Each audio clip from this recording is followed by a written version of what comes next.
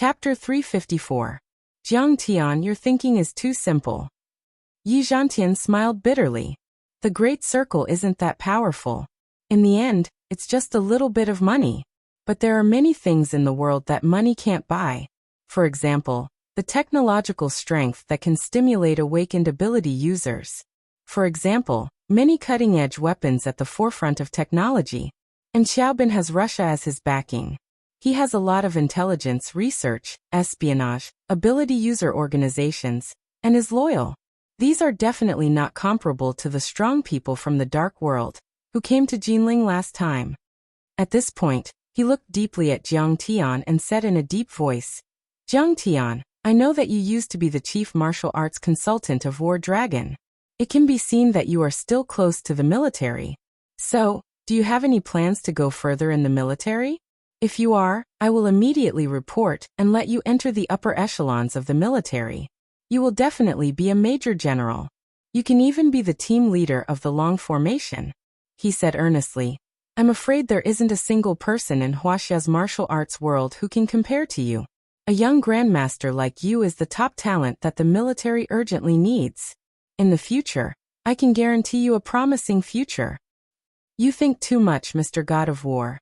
Jiang Tian shook his head and said with a faint smile, I became the martial arts consultant of War Dragon just to repay the favor of the Tang family. Besides, I don't care anymore. Tang Linglong has already received part of my inheritance. There is no problem for her to teach me. To be honest, I have no interest in military affairs. I am used to being a wild crane, and can't stand being restrained. Yi Zhantian sighed regretfully. Then his eyes flashed and he smiled. Well, let's not talk about this for now. I have one more question. If the country needs you in the future, are you willing to do your part for Wuxia? Jiang Tian sensed the deep meaning in his words. He lifted his eyelids and glanced at him, saying, If those forces hostile to Wuxia provoke me, I will not be polite. Just like how I killed Xiaobin today, I will cut the weeds and eliminate the roots. It can be considered as cutting off the malignant tumor of Wuxia. Let me remind you that the Japanese Sakura Society was behind the Nie family that you eliminated back then. Yi Zhantian's face was grim. There are many ninjas on Myojis, and kendo masters among them. Especially the ninja on Myojis, they are proficient in concealment, assassination, and the art of exorcism. They are very difficult to deal with. Moreover, they are a notorious special intelligence agency. They have no bottom line, are unscrupulous, and will do anything. If they can't kill you, they might make a move on your family. So you have to be very careful in this regard. Are you saying that they might attack my family and friends? Jiang Tian's eyes emitted a heart-palpitating killing intent. It could be said that attacking his family was something that Jiang Tian absolutely could not accept and tolerate. He had returned after 10,000 years of cultivation to protect his family and friends. He would never let anything happen to them. However, Jiang Tian calmed down quickly. He had already prepared for this, and it was almost time. Forming the Heavenly Alliance and recruiting martial arts colleagues and allies was one of the methods. The forces of Jiangbei, the Shinnong School, Qiugong, Li Zhenwei, Xinmange, and the others earlier, the Huqingtian family of Zhong Province, the Zhao Yuanquan family of Yi Province, the Wei Feilong family of Wei Feilong, and the Chinese Society of Singapore were all part of this list. In fact, if the military had not wanted to defeat Xiaobin in a fair fight, these forces would have ganged up on him. Xiaobin would have died under the joint attack of Huqingtian, and the others without having to do anything himself. Forging the best protective jade talisman, and setting up the Great Dragon crouching formation was another method. Another method was to impart cultivation techniques to his family members. This method had already worked on Qing'er. As for his grandfather, parents and sister Ziwei, it would take time. Once all of them had embarked on the path of cultivation, the Jiang family of Jinlin City would be as impregnable as a rock. Even if the entire Cherry Blossom Society was involved in the assassination, the Jiang family would still be able to put up a fight. Jiang Tian knew that the best defense was offense. Taking the initiative to eliminate the enemy was the most crucial method. Just like how he dealt with the Chinese Society of Singapore, Wang Chongyan had befriended many Nanyang witchcraft masters, and had the capital to make a comeback. As for himself, he did not even give Wang Chongyan a chance to make a move. He took the initiative to kill Wang Chongyan and snatch the gold and wood spiritual cores. Thinking of this, Jiang Tian smiled faintly and said, "Oh, about that. Don't worry, I am preparing to go to South Korea and East Asia to eliminate the Cherry Blossom Society." What? Yi Zhantian was shocked and could not believe what he had just heard. Jiang Tian was indeed a prodigy. He had reached the half-step to immortal state before the age of 30. Some of his secret techniques could even suppress Yi Zhantian's. However, there was still a long way to go before he could challenge the Cherry Blossom Society. The Cherry Blossom Society had immortal state cultivators. Moreover, the military would not be able to handle the invasion of the Cherry Blossom Society. The East Asia Self-Defense Force was not a force to be reckoned with. A half-step to immortal state cultivator was not afraid of large-scale firearms. However, they could only withstand 1 or 2 cannonballs. How many nails could you crush if you were made of iron? These thoughts flashed across Yi Zhantian's mind like lightning. Yi Zhantian stood up and grabbed Jiang Tian's hand, and said in a deep voice, "Young friend Jiang Tian, you must not be reckless. You must be extremely cautious. Mr. God of War, I am just a commoner. It is legal for me to travel to South Korea and East Asia. You can't stop me." Jiang Tian patted his hand and said with a smile. He could feel Yi Zhantian's concern for him, and he knew that Yi Zhantian meant well. However, Jiang Tian understood even more clearly that there were some things that couldn't be avoided and had to be done. Jiang Tian and Qing'er left hand in hand. Yi Zhantian stood there motionless for a long time. In the end, he heaved a sigh. He did not know if he should be relieved or worried. When the news reached Chao Shixiang, "Hee, this battle will definitely sweep across the world and shock all the dark overlords who want to lay their hands on Wuxia. I can hold my head high. This is so satisfying. Kong Teichu is indeed worthy of the general's praise. He is the hero of the nation and the best general of the country." Chao Shixiang picked up a bottle of Erguotu wine and took a swig. "Will Kong Teichu be more powerful than my Sifu?" Chao Jianjia's eyes sparkled. She was about to become Jiang Tian's loyal fan. Xiaobin died at the hands of Kong Teichu. That night, the news spread throughout the martial arts world of Wuxia. It swept across the world like a hurricane. Many dark overlords were closely discussing and paying attention to the news. That was Xiaobin. With Russia as his backing, he was not someone Wang Chongyang, the leader of the Chinese society, could compare to. There were only a handful of people in the world who could suppress him. In particular, he had swept across thousands of miles in Wuxia in the first half of the year, defeating grandmasters consecutively and achieving great fame. On the other hand, Jiang Taichu had been in seclusion for 3 months, which made people suspect that Jiang Taichu was afraid to fight, and that his strength was not as good as Xiaobin's. But now Kong Teichu had turned the tables and ended up like this. For a moment, many dark overlords were shocked and could not believe it. That night, none of the dark overlords around the world slept. They were all fiercely discussing and flooding the dark web. They asked about the details of the battle and guessed Kong Teichu's cultivation.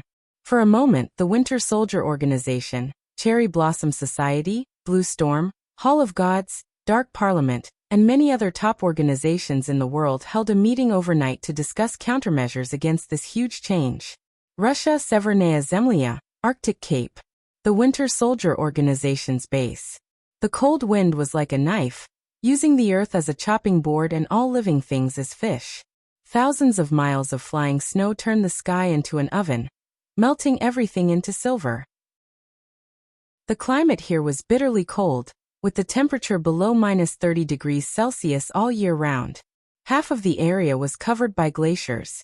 The stars shone brightly, as if diamonds were embedded in the deep blue velvet. A light green or white ribbon stretched across the sky from east to west. The aurora borealis was like a veil, changing endlessly. For a moment, it shattered into many ribbons of aurora, and rapidly jumped and changed into red, purple, and white. The flying snow covered thousands of miles of wilderness, and ice and snow covered thousands of miles of mountains and rivers. Birds flew out of thousands of mountains, and traces of people disappeared. But in a certain valley, it was brightly lit, and the sounds of fighting were earth-shattering. Hundreds of people were training hard with their upper bodies naked. Knife arts, staff arts, obstacle racing, martial arts, spear arts. These people were not afraid of the cold. And each of them was as powerful as a transcendent grandmaster. A green-painted Apache military helicopter suddenly flew over and slowly landed on the tarmac. An old man in a military green coat walked out of the helicopter, surrounded by many bodyguards. He was as tall as a pine tree, Commander-in-Chief. When all the experts saw this old man, they all saluted in unison. Their eyes were filled with reverence as they expressed their utmost respect for him. This old man was the Commander-in-Chief of the Northern Army, who could talk directly to the Russian Emperor. The Commander-in-Chief walked along with a solemn and sad face. In the end, he walked quickly into a tall tent. The flickering firelight reflected the tall back of a werewolf sitting by the fire. Chapter 355. Holding a bottle of vodka in his hand, the werewolf gnawed on a roasted deer leg that was sizzling with oil. He stood up, opened his mouth and said in a muffled voice, "Commander-in-Chief, my old friend, do you want to taste the elk meat I hunted? Wolf King, I'm here to deliver you a piece of unfortunate news." The Commander-in-Chief's chiseled face was full of sorrow as he sighed. What? Could it be that Andrei was injured in the battle? That's normal, my Commander-in-Chief. Werewolves are a fighting race. They have experienced pain and frustration since they were young. Wolf King Alexander was 3 meters tall. His head was almost touching the roof of the tent. He finished a bottle of vodka in one breath and burped heavily. Master Qiao died in Wuxia, including your nephew Andrei. The Commander-in-Chief's eyes were red as he said in a heavy tone. What? Wolf King was stunned. He waved his big hand and smashed a solid wooden table wrapped in iron sheets. He clenched his fists and roared in disbelief. Who killed him? Was it Yi Zhantian? I'm going to kill him. I'm going to avenge Mr. Qiao. It's not him. It's a strong man named Kong Teichu from Wuxia. The Commander-in-Chief's face turned solemn.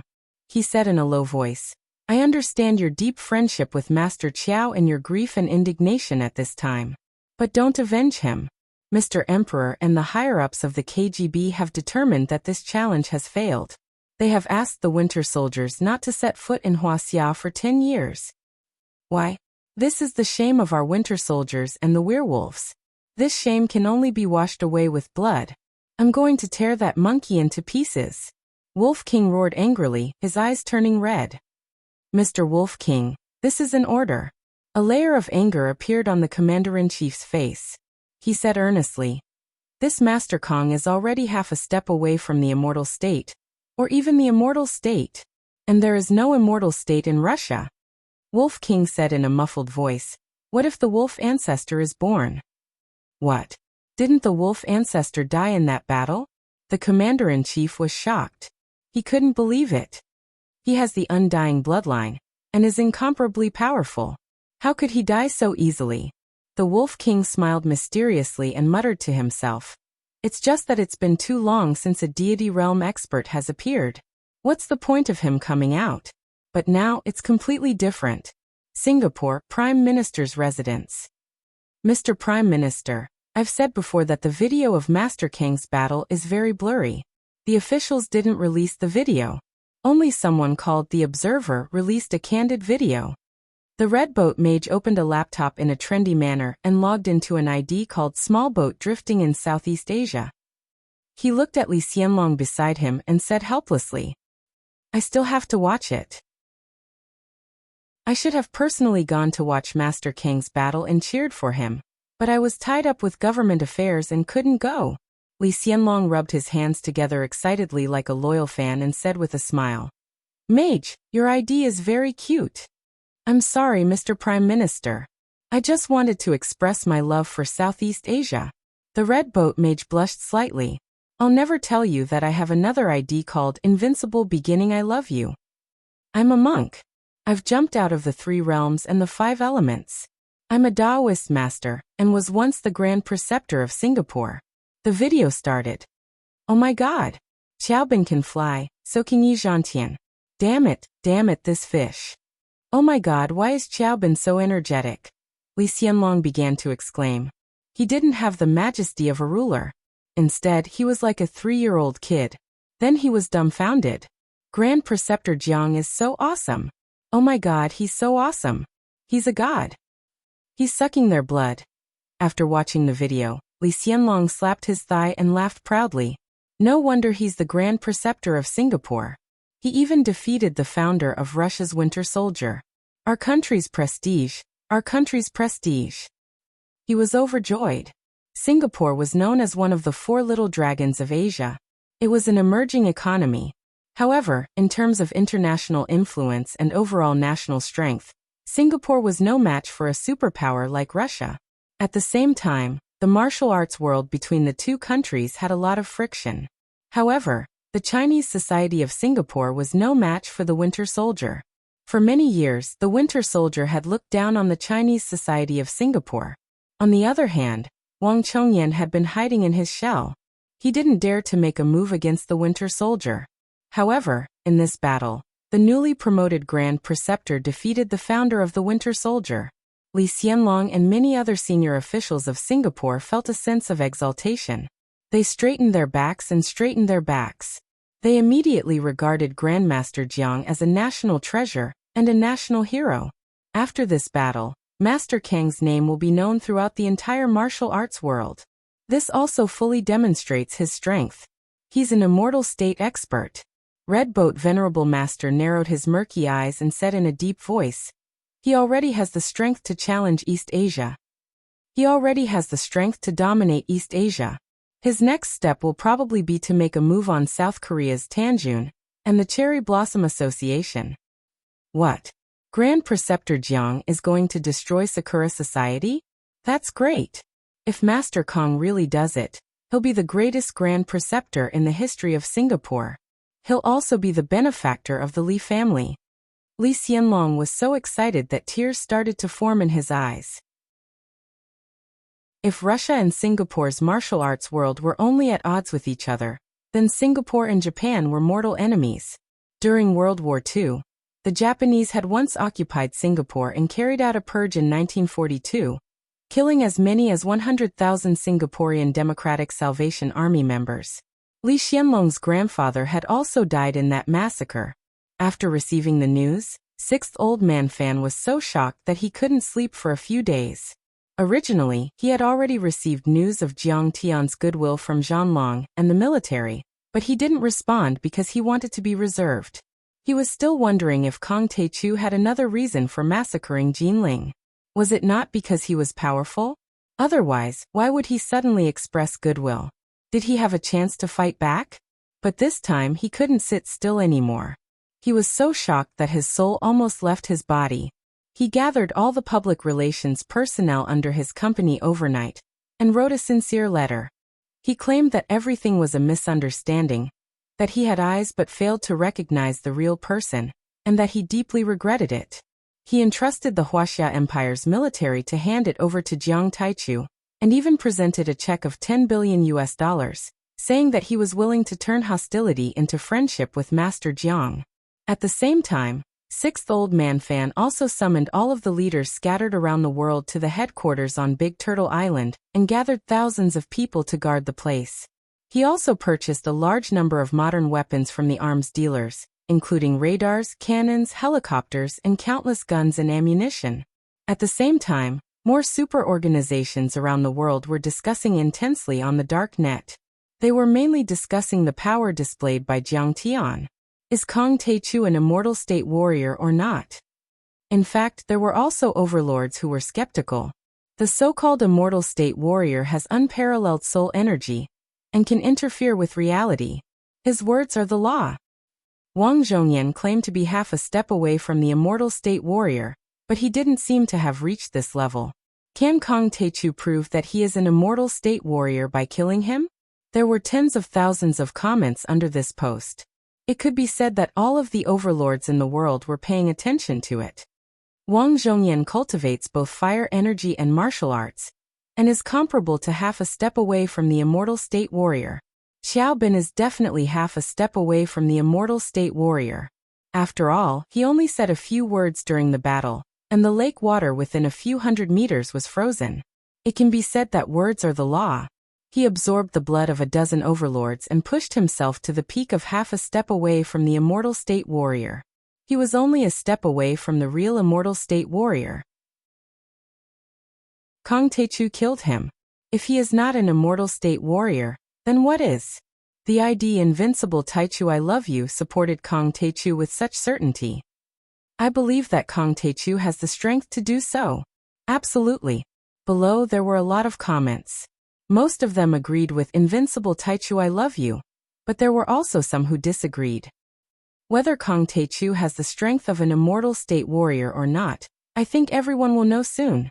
Suddenly, the observer appeared again. Why? The observer is here. Please explain. Everyone was excited and waited for him to speak. I've said before that Kang Taechu defeating the Singapore Chinese club is only the first step towards the international stage. Kang Taechu can be said to be the most powerful person in the martial arts world in the past 100 years. His goal is definitely not the current one. He has a bigger plan. The observer quickly typed a line of words. Then what organization is he going to challenge? Below there was a sudden exclamation. Big Circle?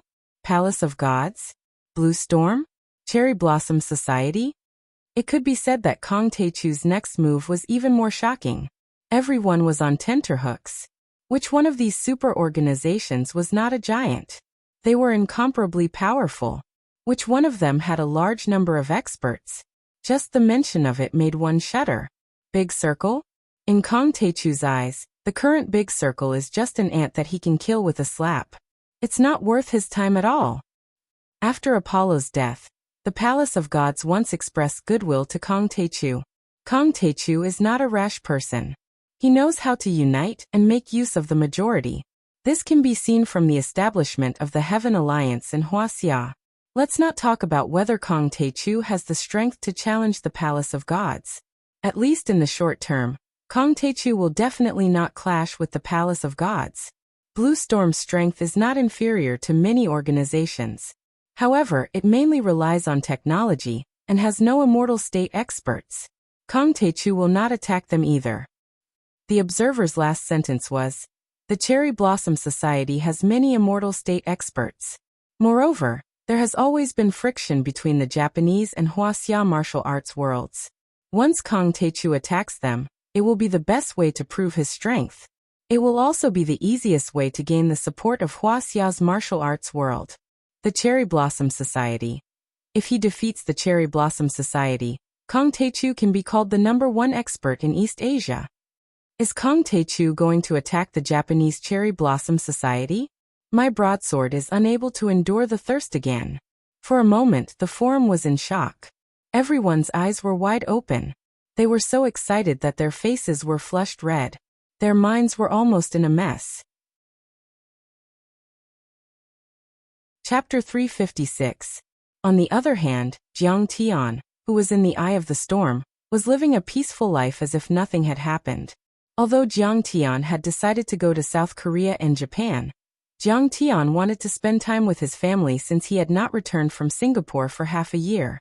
In the next few days, Jiang Tian was like a family cook in the Fulong Mountain Villa. He cooked for everyone, took care of the spiritual herbs and spiritual medicine, and guided the people under the Heaven Alliance in their cultivation. He was living a carefree life. The Fulong Mountain Villa was almost a manor with 7 or 8 villas.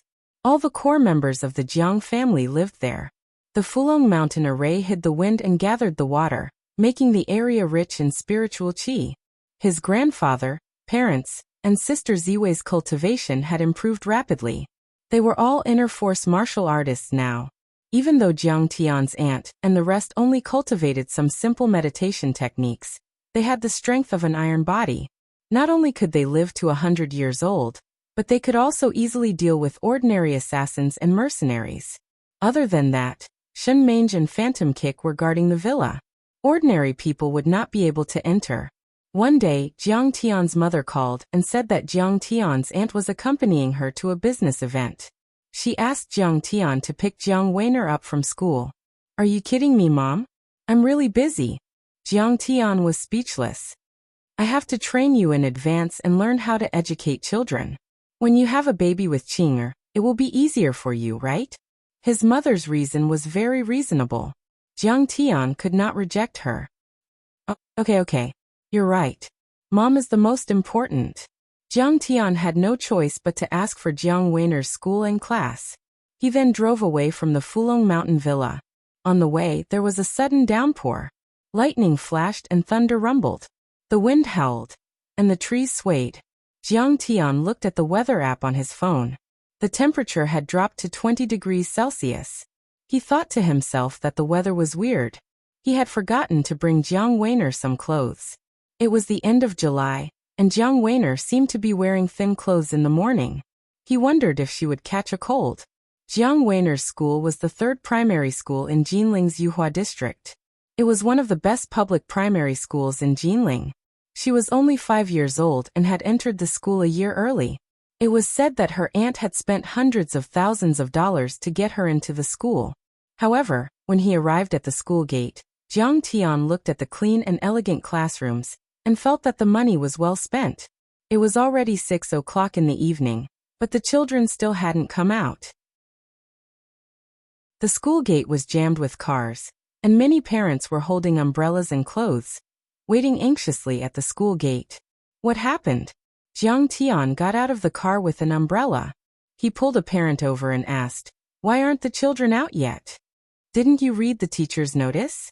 The parent looked at Jiang Tian in surprise. "Oh, I'm here to pick up my relative's child. I don't know the situation," Jiang Tian said. "Isn't Jinling planning to create a national health city?" That parent gave Jiang Tian a cigarette and sneered. Today, the inspection team from Jinling City came to check on the third elementary school, so the children were left behind. That's not right. What does the creation of a healthy city have to do with children? It's time to get out of school. Look at the weather, it's so cold. Jiang Tian waved his hand to reject the cigarette and said with a frown, "Look bro, you don't work for the government, right?" The parent looked at Jiang Tian in surprise. "Yeah, I work for a company." Jiang Tian smiled and said, "Formalism kills people." The parent bit the cigarette and lit it. He smiled and said, "My name is Meng Ruijiang, I'm a police officer. To tell you the truth, I'm the captain of the criminal police in the Yuhua district. However, I have to be like these ordinary police officers. I have to clean the streets, pick up trash, and catch criminals."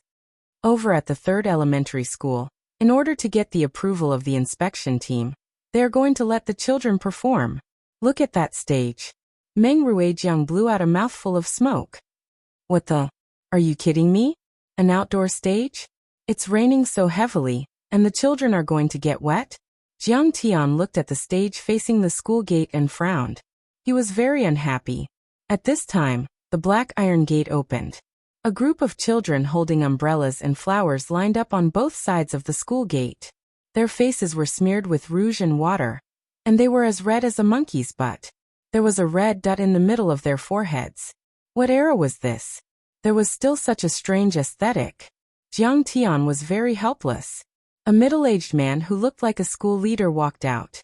There was also a young and pretty female teacher holding an umbrella for him. It made his position as a school leader seem very high. He put his hands behind his back and said arrogantly, "Parents, please wait patiently for a while.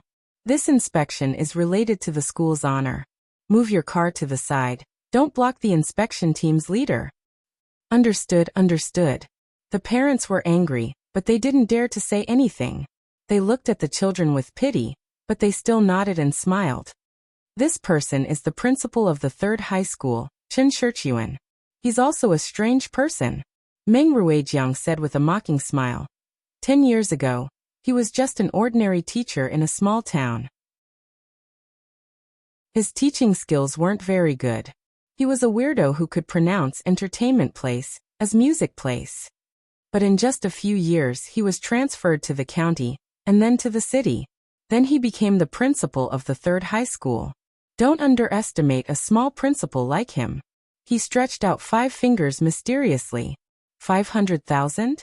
That's a high salary. Jiang Tian clicked his tongue in amazement. "Little brother, you're underestimating him. 5 million. Meng Ruijiang's words were shocking. "Holy shit, is this for real? How can a principal of an elementary school have such a high salary? Jiang Tian was shocked. He suddenly felt that the salary he gave Huang Linger's father was a bit low. Yuhua District's 3rd high school is the best elementary school in Jinling. Who knows how many people in Jinling want to go there? The houses in this district can be sold for 40,000 per square meter. The school selection fee is at least 500,000. Meng Ruijiang shook his head helplessly and said with a bitter smile. In addition, they also have to give money. They also have to ask for permission from the leaders. They have to ask for permission from the leaders. In order to let my bastard son go to this school, I put 5 years of bonus into it. It was all exchanged with my life. Isn't this Chen Shirchuan standard not very good? How did he become the leader of this school? Jiang Tian said with a smile. As much as I can bear, I can't bear it. Meng Ruijiang smiled and said, I heard that when he was transferred from the county to the city, he went to the city's education bureau to ask for permission. After all, it's not easy to transfer. He just happened to meet the education bureau's director who had hemorrhoids, so he went over and sucked the pus out with his mouth. This guy is definitely a talent. Jiang Tian was speechless. He was completely convinced. At this time, Chen Shirchuan walked to the children and reprimanded them. Children, overcome the difficulties. This is a test of your character, a test of your hardworking spirit. The leaders will be here soon. Applause must be warm. How do you shout the slogan? Do you still remember? Welcome, welcome. Warm welcome. The children rhythmically shook the flowers left and right and shouted in unison. The slogan must be warm and tidy. We have to let the leaders feel our enthusiasm. Do you understand? Chen Shirchuan's face became serious and said with an evil look, whoever performs badly will have their conduct points deducted. If you are a good student, then don't talk about it. The children were so scared that they trembled and didn't dare to make a sound at this time. Jiang Tian noticed that Jiang Wan'er was also called out by a female teacher. The little girl was standing at the door with an umbrella in her thin clothes. She was shivering in the cold wind and rain. Her small face was bitter, and it seemed that she had just wiped away her tears. Brother Meng, let's talk later. My child is out. Jiang Tian quickly walked over with an umbrella. Cousin, I'm a little cold. Jiang Wan'er looked at Jiang Tian with tears in her eyes. Her whole body was shivering and her eyes were filled with tears. Jiang Tian touched Jiang Wan'er's forehead. It was hot. It was probably 39 degrees. He quickly took off his coat and put it on the little girl. He took her hand and found the teacher in charge of the class. Teacher, I'm Jiang Wan'er's parent. My child has a fever. Can I ask for leave? I can't make the decision. You have to talk to Principal Chen Shirchuan. The teacher was obviously a little afraid of Chen Shirchuan. Jiang Tian was helpless. He walked to Chen Shirchuan, lit a cigarette and said, Principal Chen, my child has a fever. Can you leave first? How can that be? Chen Shirchuan did not even look at Jiang Tian as he pushed the cigarette away and frowned. Not a single person can be missing. The welcome line is neat and tidy, and the height is also particular. It won't look good if someone is missing. It will leave a bad impression on the leaders. Let the child hold on. Jiang Tian frowned and smiled apologetically. Principal Chen, the children are not scenery or objects. What's there to look good or not? The school has to be responsible for the children's health, right? Am I the principal, or are you the principal? Chen Shirchuan anxiously roared at Jiang Tian with a pale face. He then ignored him and gave orders to the various school leaders and teachers. He said, be sure. Get out if you can't do it, and be responsible, like a big leader. He had completely forgotten about Jiang Tian. After giving out a few orders in succession, he suddenly looked at the empty seat left by Jiang Wan'er and shouted like a thunderclap. Which class are you in? Hurry up and make it up. You look like an old lady with a broken tooth. Don't you think it's ugly? Jiang Wan'er, where did you go? Hurry up and make it up.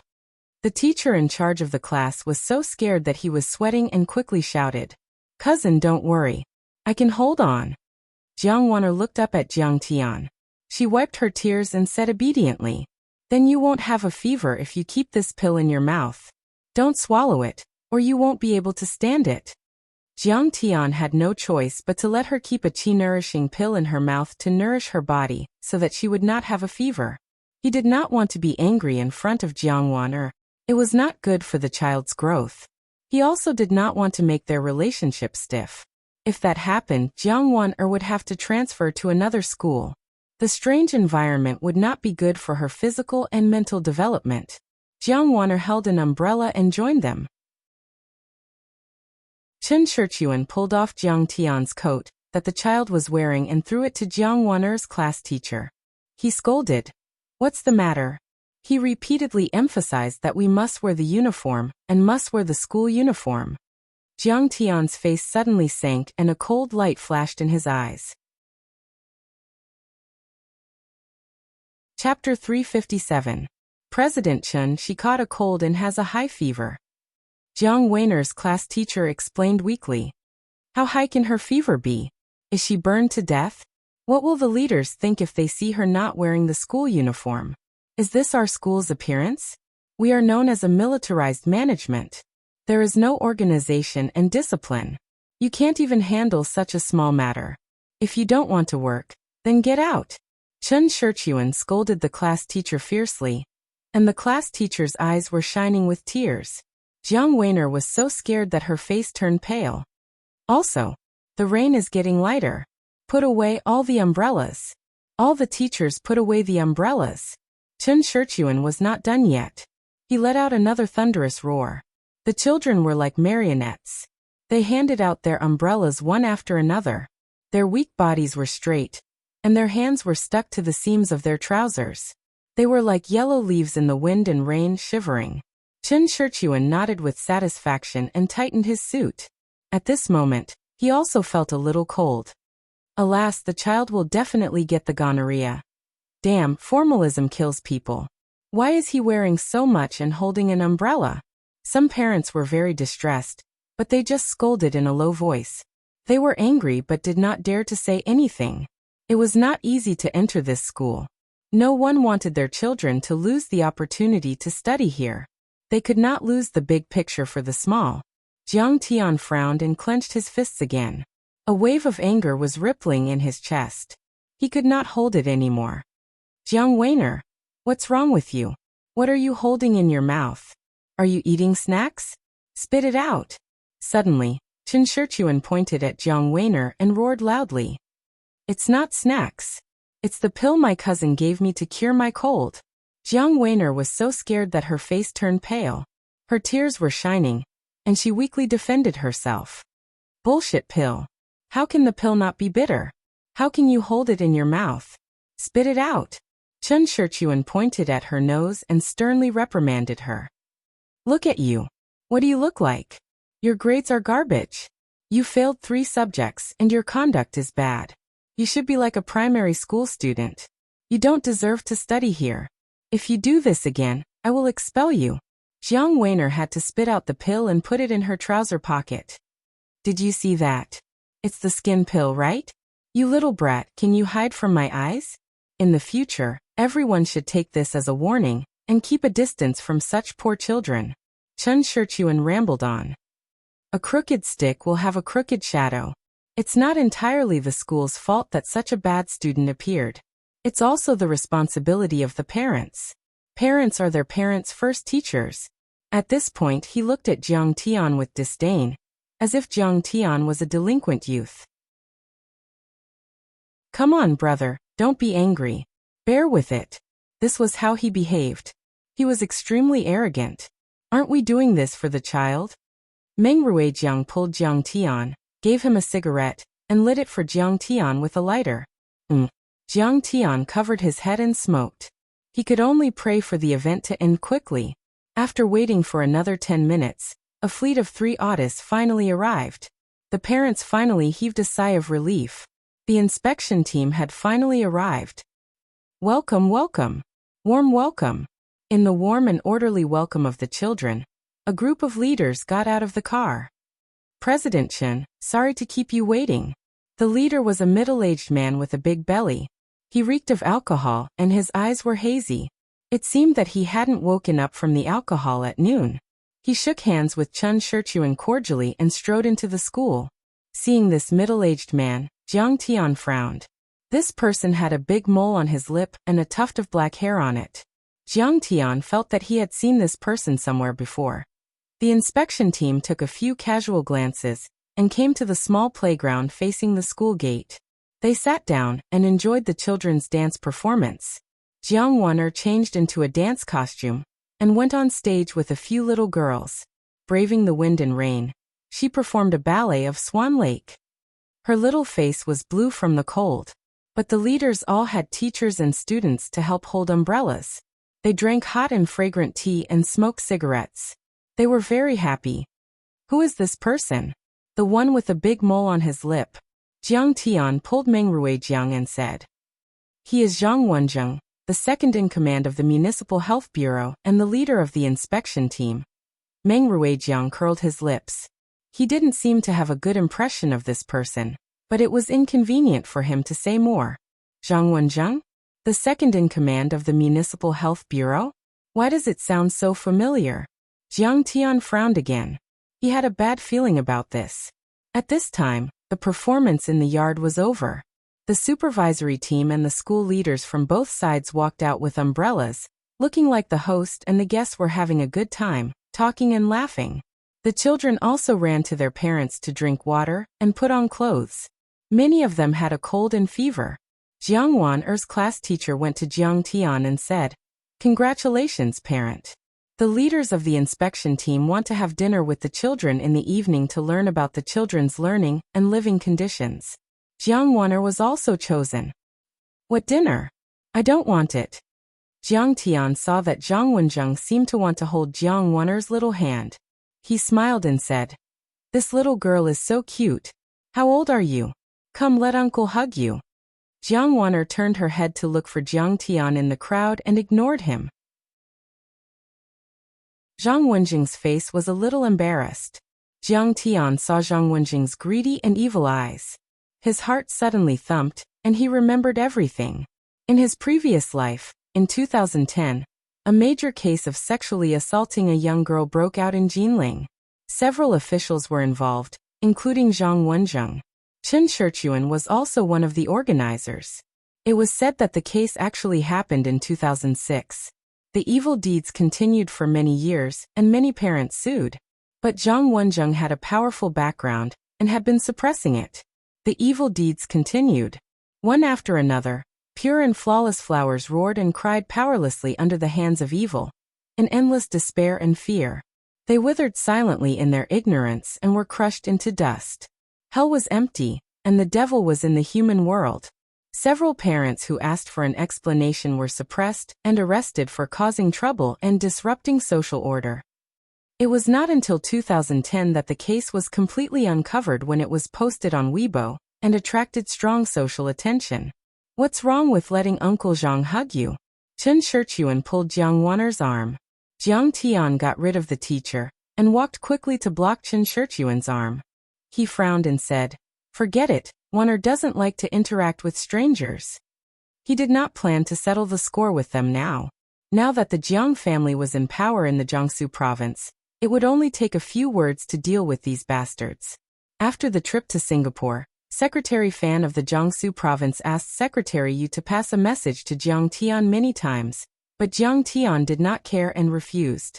Chen Shiyuan's face became cold and he shouted, "What stranger? Look clearly, this is a superior. We have to have dinner together tonight." "Forget it, Secretary Chen. Don't make things difficult for him." Zhang Wenjing smiled and said generously, "What's there to make things difficult for? It's an honor."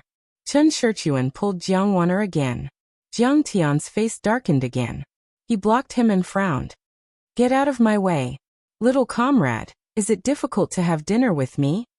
This time Jiang Tian's voice was louder, and Zhang Wenjing's face darkened.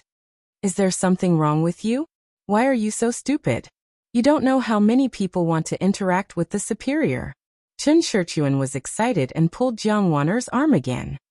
"Can't you cooperate with us? The superior does not mean any harm. He just wants to know about the living conditions of the children." Next to them, two members of the supervision team surrounded them, and looked like they were going to rob them. Jiang Waner was a little scared when she saw the principal pulling her away and the two strangers surrounding her. She had a fever and a cold, so she was not feeling well. Now that she was scared, she could not take it anymore. Wah! She burst into tears. Jiang Tian quickly picked her up and fed her a pill to nourish her qi and clear her body heat. He smiled and said, "Waner, don't cry. Don't cry. Let's go home now." At this time, Chen Shiyuan and the others could not do anything, but one of them, who was probably Zhang Wenjing's secretary, scolded angrily. "What the hell is this? Shame on you." Chapter 358. Seeing this, Jiang Tian finally couldn't stand it anymore. He shouted coldly, "Who wants to eat with him? Who does he think he is? He's trash. My Wan is 100 times more valuable than him." As soon as he said that, the whole room fell silent. How dare this young man scold a deputy director like that? Zhang Wenjing also blushed. He had a powerful background in Jinling City, and he had never been insulted like this before. He glanced at Chen Shiyuan. The latter immediately told him that Jiang Waner's parents seemed to run a Chinese medicine factory, but he didn't know which one. A Chinese medicine factory. Zhang Wenjing chuckled disdainfully and didn't bother to say anything more. The Health Bureau was responsible for formulating the local Chinese medicine development plan and promoting the development of Chinese medicine industry. It could be said that he was the living hell in the eyes of many Chinese medicine factories. No one dared to offend him. Zhang Wenjing didn't say anything because of his identity. However, Chen Shiyuan pointed at Jiang Tian's nose and scolded, "Get out of here now. Your child doesn't need to come to class tomorrow." Jiang Tian turned around and left. Meng Ruijiang came over with the child and grabbed Jiang Tian. He said with a smile, "Deputy Director Zhang, do you agree with Chen Shiyuan's words?" Zhang Wenjing turned his head and ignored him while smoking. Meng Ruijiang was a little angry. He said indignantly, "The child has been suffering from the cold for so long, and you still let him drink with you. What kind of behavior is this? Do you deserve the title of national cadres and servants of the people?" Chen Shiyuan's temper rose. He pointed at Jiang Tian and Meng Ruijiang and scolded, "Why are you so arrogant? Get out of here. You're Meng Wu's parents, right? Your child doesn't need to come to class tomorrow." Meng Ruijiang was also afraid that Jiang Tian would ruin Jiang Waner's studies, so he pulled Jiang Tian away. Chen Shiyuan pointed at Jiang Tian again and scolded, "Boy, what are you staring at? Are you not convinced? You're like a hooligan." Jiang Waner stared at him with her big bright eyes. "You're a bad guy. My cousin is not afraid of you." After being held in Jiang Tian's arms, Waner stopped crying. The little girl was like a fox pretending to be a tiger. Perhaps in her heart, her cousin was very, very powerful. In Singapore, there were many people who had been defeated by him. Jiang Tian had already walked to the side of the car when he suddenly stopped. He ignored Chen Shiyuan and turned to Zhang Wenjing. "Zhang Wenjing, I want you and Chen Shiyuan to apologize to me, Lao Meng, and all the children and parents right now." Zhang Wenjing was stunned. Looking at the serious face of Jiang Tian, he couldn't help but smile and shake his head. Chen Shiyuan laughed heartily. "You're really awesome, aren't you? Did you not sleep well last night? Are you having hysteria?" "Apologize to you guys? How dare you say that? Ha ha ha ha. All right, you're not going to apologize." Jiang Tian handed Jiang Waner to Meng Ruijiang and said gently, "Old Meng, I'm going to hit someone. Cover the children's eyes." "Ha." Meng Ruijiang subconsciously took Jiang Waner and gave a confused ha, with a look of astonishment. "Uncle Meng, don't cover my eyes. I like to see my cousin hit people." Jiang Waner looked excited and expectant. Jiang Tian walked over with majestic steps and kicked Chen Shiyuan's chest fiercely. Meng Ruijiang saw Chen Shiyuan soar into the air, his body flying more than 10 meters, and heavily crashing into the already closed iron door. Creak. The iron gate was dented in a terrible arc. Bang. Bang. Bang. Several fixed rivets of the iron gate, which were deeply embedded in the marble gate, fell off abruptly. Chen Shiyuan couldn't be arrogant anymore. Like a dead dog, he slowly slid down the iron gate. He spat out a mouthful of blood, and his chest was dented. He passed out. You dare to hit people? Zhang Wenjing was shocked and his face was livid. He pointed at Jiang Tian and didn't know what to say. Well, yes. Jiang Tian answered indifferently and raised his hand to slap Zhang Wenjing's face. Whoosh! Zhang Wenjing spun like a top and flew 7 or 8 meters away. He fell into a pool of water, dropped his umbrella on the ground and fainted. Is this man crazy? How dare he hit people? Isn't he afraid of being arrested by the police? Madman, he must be a madman. Call the police quickly. The rest of the leaders looked at Jiang Tian in disbelief. They only felt that this man was like a madman. Although they were muttering, they kept their voices down and didn't dare to stop Jiang Tian. They were afraid that he would beat them too if he heard them. Jiang Tian glanced at the leaders and smiled calmly. It's easy to catch me. My name is Jiang Tian. I work in the Sunshine Research Laboratory of the Medicine King Group. I live in the Fulong Mountain Villa. I'm waiting for you to catch me. Domineering and fearless. Arrogant. The officers were so shocked that their faces turned pale, as if they were little chicks that had encountered an eagle. They hurriedly took a few steps back while trembling. Jiang Tian took Jiang Weiner from Meng Ruijiang's arms and looked at him. Officer Meng, do you want to arrest me? I'm not working, so you should leave quickly. Meng Ruijiang quickly waved his hand and said in his heart, fortunately you took action. Otherwise, I would have made a mistake.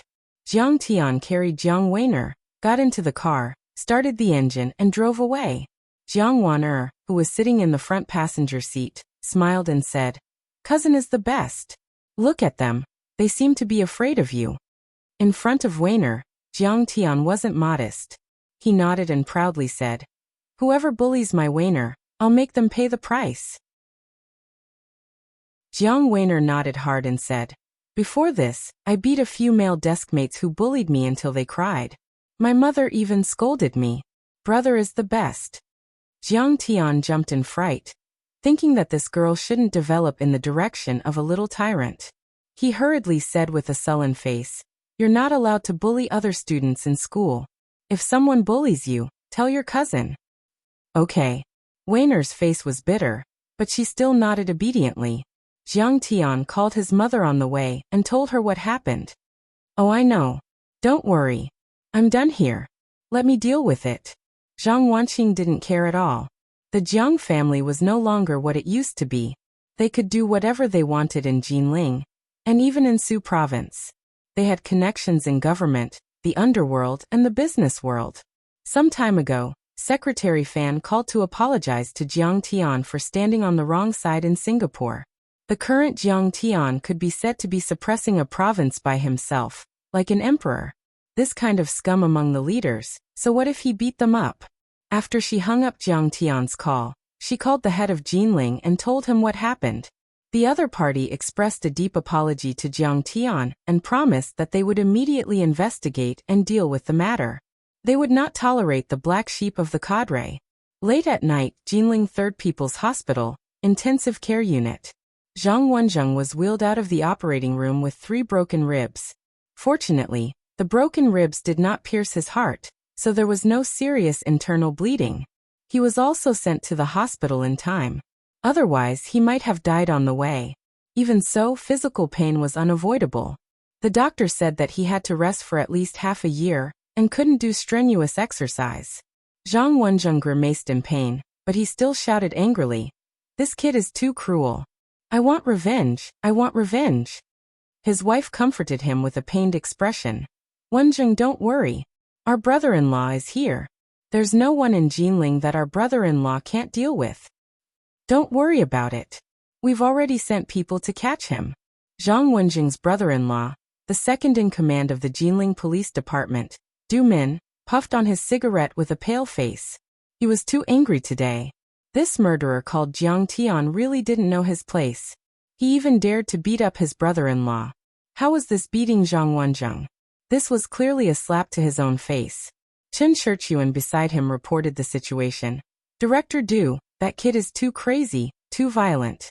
He attacked without saying anything. I couldn't stop him. And that guy called Meng Ruijiang, he didn't even stop him. He just let him hit him and left after he was done. Beside him, Du Mingtao said with a dark face, "Dad, this is intentional injury. It can even be counted as murder.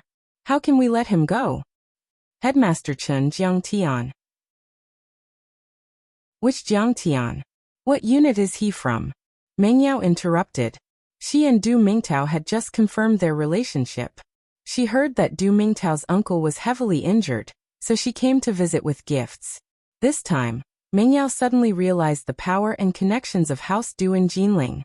In the 3 hours of the operation, almost all the heads of the big committee in Jinling came to visit. There were more than 10 people, and most of them were department-level officials. The corridor was filled with gifts. Even some of the leaders in the province sent their secretaries and clerks to visit.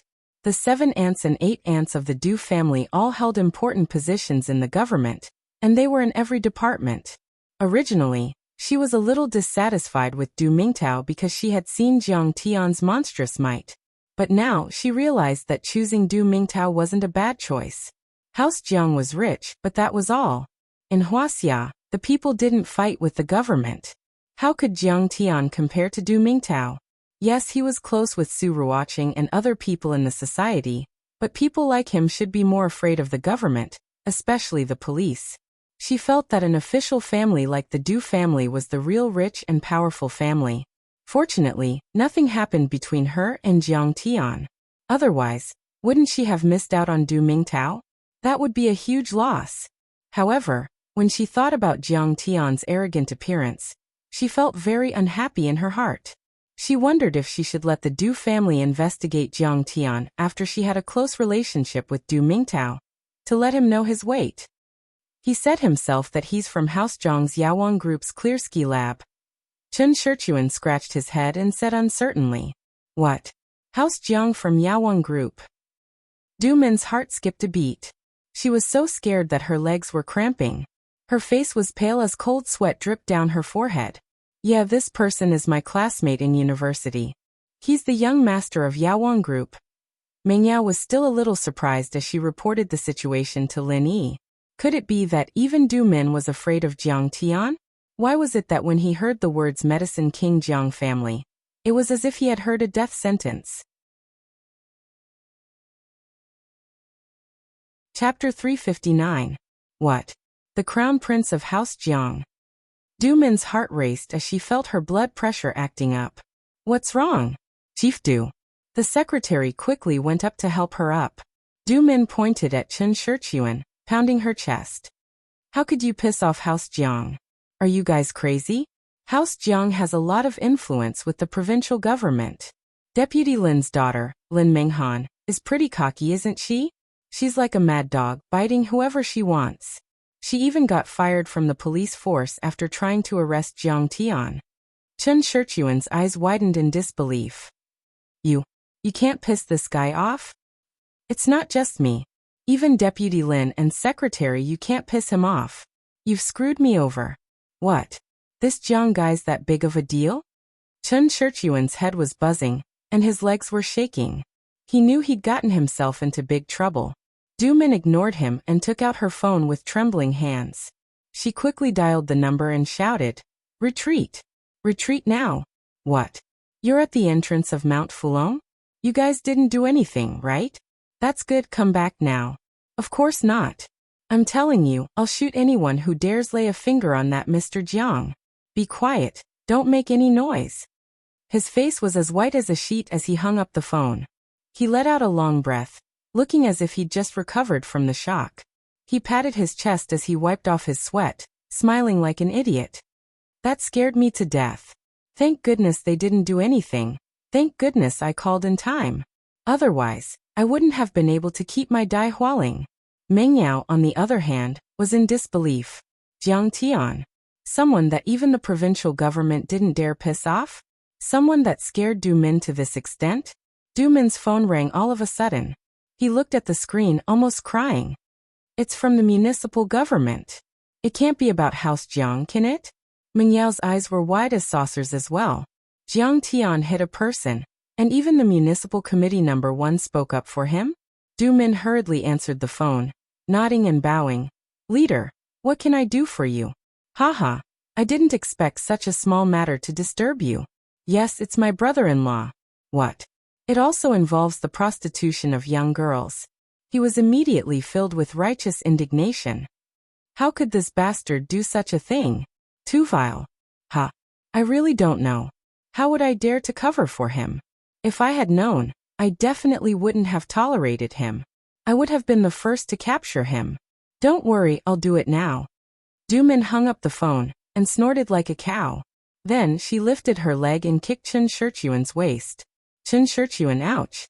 He fell to the ground and shouted, Director Du, why did you hit me? I will beat you to death. Du-min hated the heavens, the earth, and the air. She even had the heart to kill someone. She kicked Chen Shirchuan again and again, each kick fiercer than the previous one.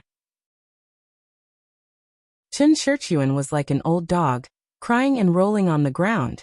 Fuck, you even played with young girls. Are you still human? You are worse than beasts. Du-min scolded as she hit him. You even dragged my brother-in-law into the water. Now the Commission for Discipline Inspection has its eyes on me. I think you are a jinx. After the beating, Du-min called a few police officers over. She pointed at Chen Shirchuan, who was barely breathing, and said, Arrest this person and bring him back to the police station. Interrogate him properly. Director Du, you can't turn your back on me. I have helped you with 3 admissions. Chen Shirchuan still couldn't believe it until he was handcuffed. He didn't even understand why Du-min, who had always been his brother, suddenly turned hostile. He begged bitterly, Please let me go this time. You brat, wait to be shot. This time, no one can save you. Du-min was too lazy to care about him. She let him be taken away. She took a deep breath and said, Put the suspect, Zhang Wenjing, under surveillance. Interrogate him in the ward immediately and record his statement. Isn't he your brother-in-law? His secretary suggested. Do you want to think of a way to mediate? Mediate my ass. If I don't arrest him, I will die with him. Du-min shouted. She hurried the police officers to handle the case quickly. The police officers quickly carried out the order. Du-min pulled Mengyao and said, Mengyao, you know young Master Jiang, right? Can you introduce us to him? You have to do this well. If you can save Dad's position, you and Du Mingtao will get married immediately. Oh, uncle, I will try. Mingyao's eyes were dull. She replied in a daze. She didn't feel good in her heart. Du-min didn't think highly of her at first.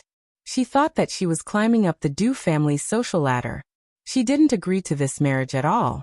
But now, just because he was acquainted with Jiang Tian and was able to talk to him, Jiang Tian was doing everything he could to curry favor with him, lowering his voice and thinking highly of him. At this moment, she vaguely realized that the 2 words Jiang Tian meant a lot in Su province.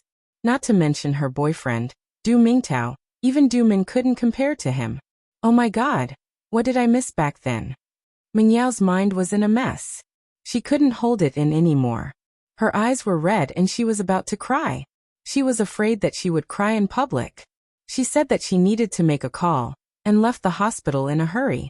A few days later, Zhang Wenjing, Chen Shirchuan, and the rest of the brothel gang were investigated. There were a total of 13 underage girls who were victims. The evidence was conclusive. The crimes were too numerous to be recorded. The case shocked the whole country. Zhang Wenjing was sentenced to death with a reprieve.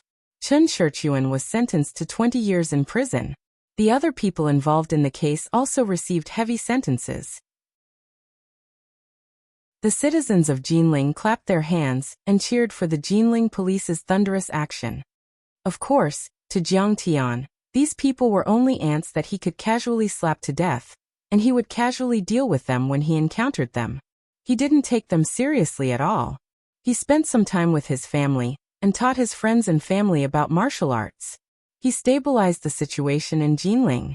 Jiang Tian gathered all kinds of spiritual herbs, and with the help of the Hidden Dragon Mountain Formation, he began to make pills and break through again. I was originally at Qi refining stage 4, and I've already converted it to 7th metal true yuan. But I've been stuck at this level for a whole year. There's no other way. I'm too lacking in resources. Now that I've gathered quite a lot of spiritual herbs and herbs from the Hidden Dragon Mountain, and the herbs from the Hidden Dragon Mountain, It's time to make a qi-enhancing pill and break through. Jiang Tian placed the herbs in front of him. He smiled and nodded in satisfaction. These herbs were the first batch to mature after the hidden dragon mountain formation was completed after the spring festival. Why is this Winqim grass so mature? It's already 30 years old. Jiang Tian was surprised. Even with the hidden dragon mountain formation, it shouldn't have matured so quickly. Next to him, Zhao Xueqing smiled and pointed at Huang Linger in the herb field outside the window. Hubby, look at her. What's so good about her? Jiang Tian avoided her gaze and looked around. Suddenly he was stunned. She already has qi. She's also cultivating, and her progress is very fast. She's actually reached the physique refining stage. I taught her. This girl's physique is very special. She seems to be very sensitive to the aura of the wood attribute. She's absorbing the overflowing aura of the herbs to cultivate. Qing'er smiled and a trace of joy flashed in her beautiful eyes. She was still a little in disbelief. Moreover, when she uses her cultivation method, she can even stimulate the vitality of the herbs and speed up their growth. That Winqim grass, under her care, has 30 years of medicinal properties in just half a year. It's about to mature. I'm really surprised. It turns out that she has an invisible wood spiritual root and a wood spiritual body. She can cultivate wood attribute cultivation methods. Jiang Tian saw this and nodded slightly. A trace of shock flashed in his eyes. Chapter 360. Although it's not an immortal body, her aptitude is not bad. She can even surpass that girl Ling Long. It seemed that Qing'er was right to bring this girl to the medicinal field. It could be said that she was making the best use of her talents. Let's start refining. Qing'er, use the Phoenix Isley fire. Jiang Tian smiled and began to refine the pills. Whoosh! Qing'er activated her cultivation method. 2 golden flames suddenly jumped in her clear beautiful eyes and shot out. They turned into the most brilliant furnace fire, enveloping the spirit herbs and great herbs. The flames from the immortal body were extremely powerful. They were even purer than the legendary 3 true fire, and far better than the various strange flames that existed in the natural world. Suddenly, the essence of heaven and earth in the herbs was immediately extracted and turned into colorful medicinal liquids, which quickly condensed into a ball. Especially the medicinal liquids in the Winqim grass, which were wrapped in spiritual energy that far surpassed other herbs. It was vast and deep, rich and dense, so thick that it was almost solid. Moreover, the surroundings emitted thousands of rays of light, thousands of auspicious colors, making this area almost like heaven on earth. This powerful medicinal property, 1 drop could make an ordinary person's physique evolve, and a carp turn into a dragon. Qing'er and Jiang Tian's minds were connected. She could control the temperature and quantity of the leaf fire according to Jiang Tian's wishes. Balls of colorful medicinal liquids floated in the air, gathering and rolling. The shape and medicinal properties were undergoing strange changes. In the end, they turned into red pills and rolled around before falling into the jade bottle. Not bad, you actually refined more than 50 vitality enhancement pills. Jiang Tian held the jade bottle in his hand and looked at the ruby-like soul-augmenting pill. He smiled and said, "This is a supreme-grade pill that far surpasses the essence-gathering pill and other pills. It can greatly increase my cultivation. Qing'er, let's each take half and refine it." "No, I'm now at the 6th level of qi refining stage." "You're only at the 4th level. You take it all." Qing'er gently refused. "Okay. If I don't study for a day, I won't be able to catch up with comrade old Zhao." Jiang Tian was touched, but he was not pretentious. When husband and wife are of one heart, their sharpness can cut through metal. When the 2 of them fought against the same enemy, they had to maintain a balance in their cultivation so that they could bring out their strengths. They could not afford to be too far apart from each other and lose the balance. Following that, Jiang Tian swallowed pills every day and patiently refined them. The essence-augmenting pill was indeed overbearing. Very quickly, Jiang Tian broke through to the 5th level of qi refinement. The true yuan in Lin Yun's qi surged like a tide and swelled to twice its original size. Once he activated the gung metal art, His skin would turn a strange golden color and emit rays of golden light. This meant that he was getting closer and closer to mastering the gunmetal divine body.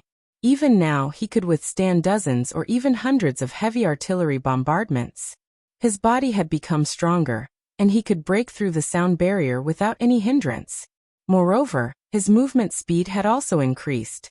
His divine sense also grew stronger. Pushing out, he could easily cover a distance of 20 kilometers, or even further. Unlike before, it could only cover a few kilometers at a time, and the limit was no more than 10 kilometers. After this breakthrough, swallowing medicinal pills again would not have much effect. That was because the foundation of the 5th level of Qi refinement was still unstable. He needed to continuously strengthen his foundation through battle before he could break through again. It's time to deal with the Cherry Blossom Association. On this day, Jiang Tian finished his meditation. His eyes flashed, and he planned to set off for South Korea and Japan. The Japanese Cherry Blossom Association had coveted the Jiang family's non-existent map of the ruins of immortality for half a century. They were indeed mortal enemies.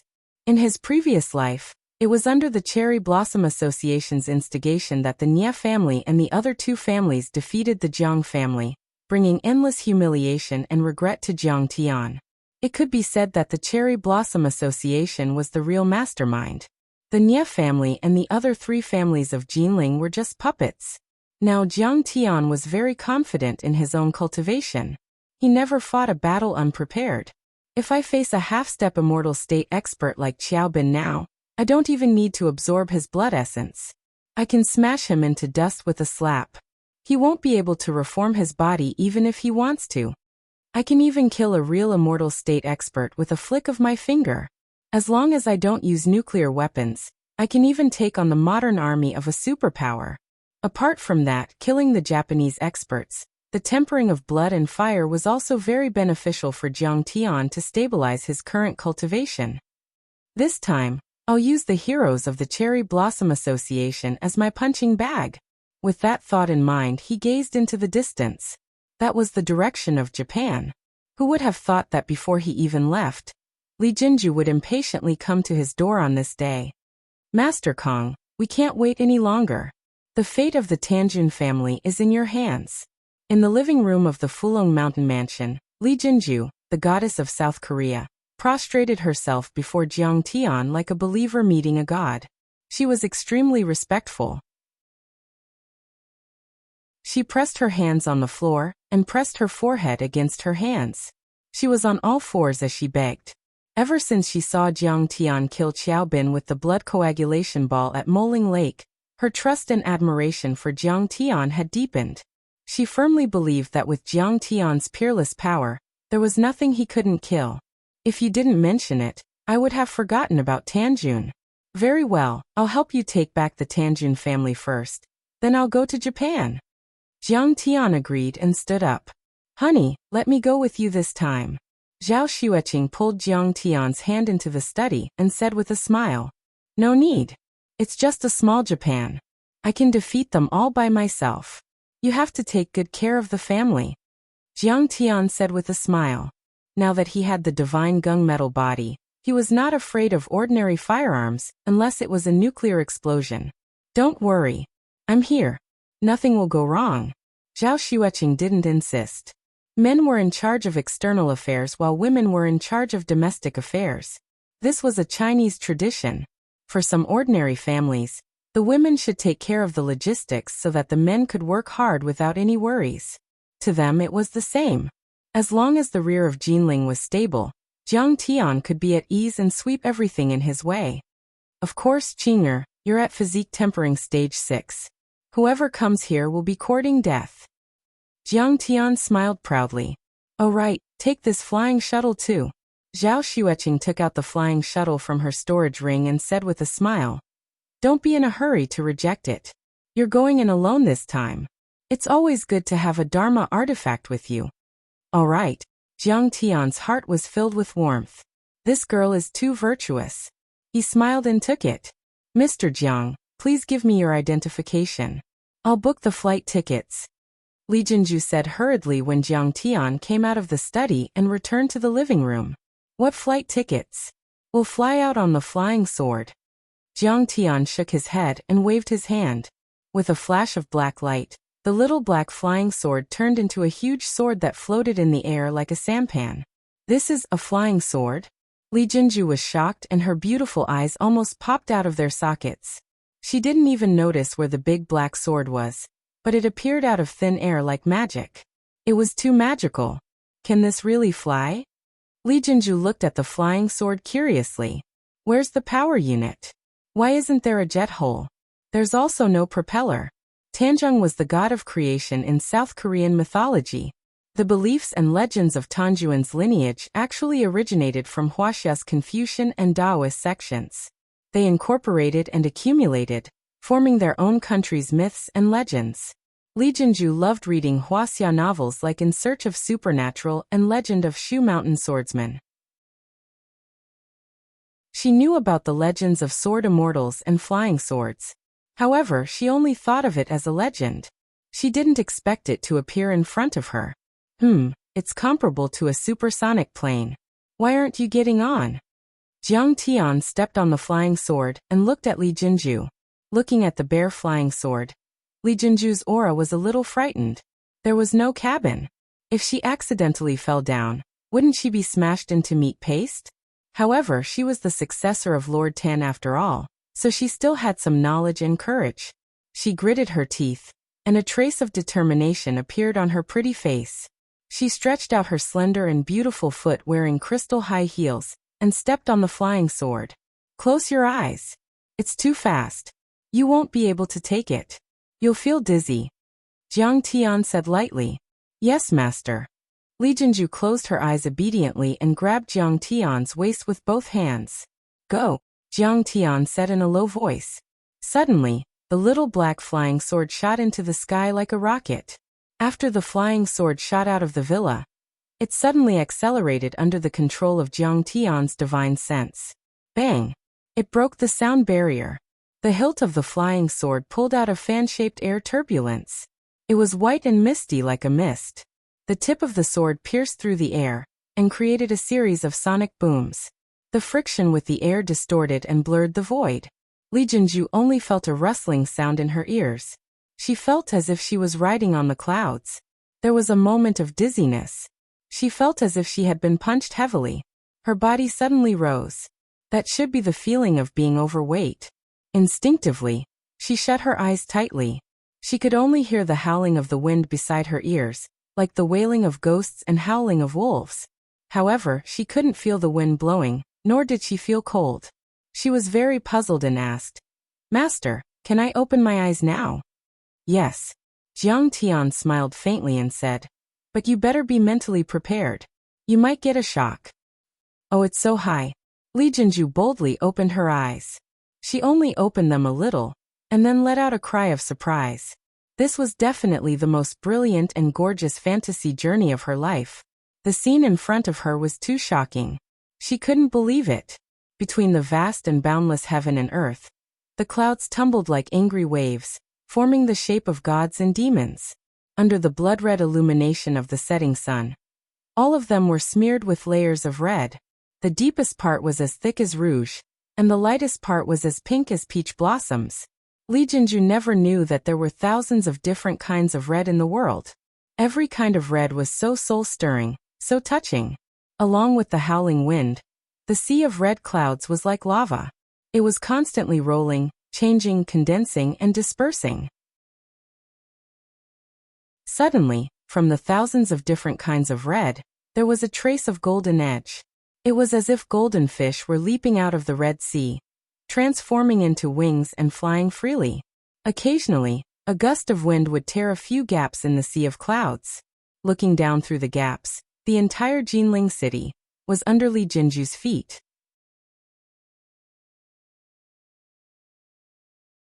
Chapter 361.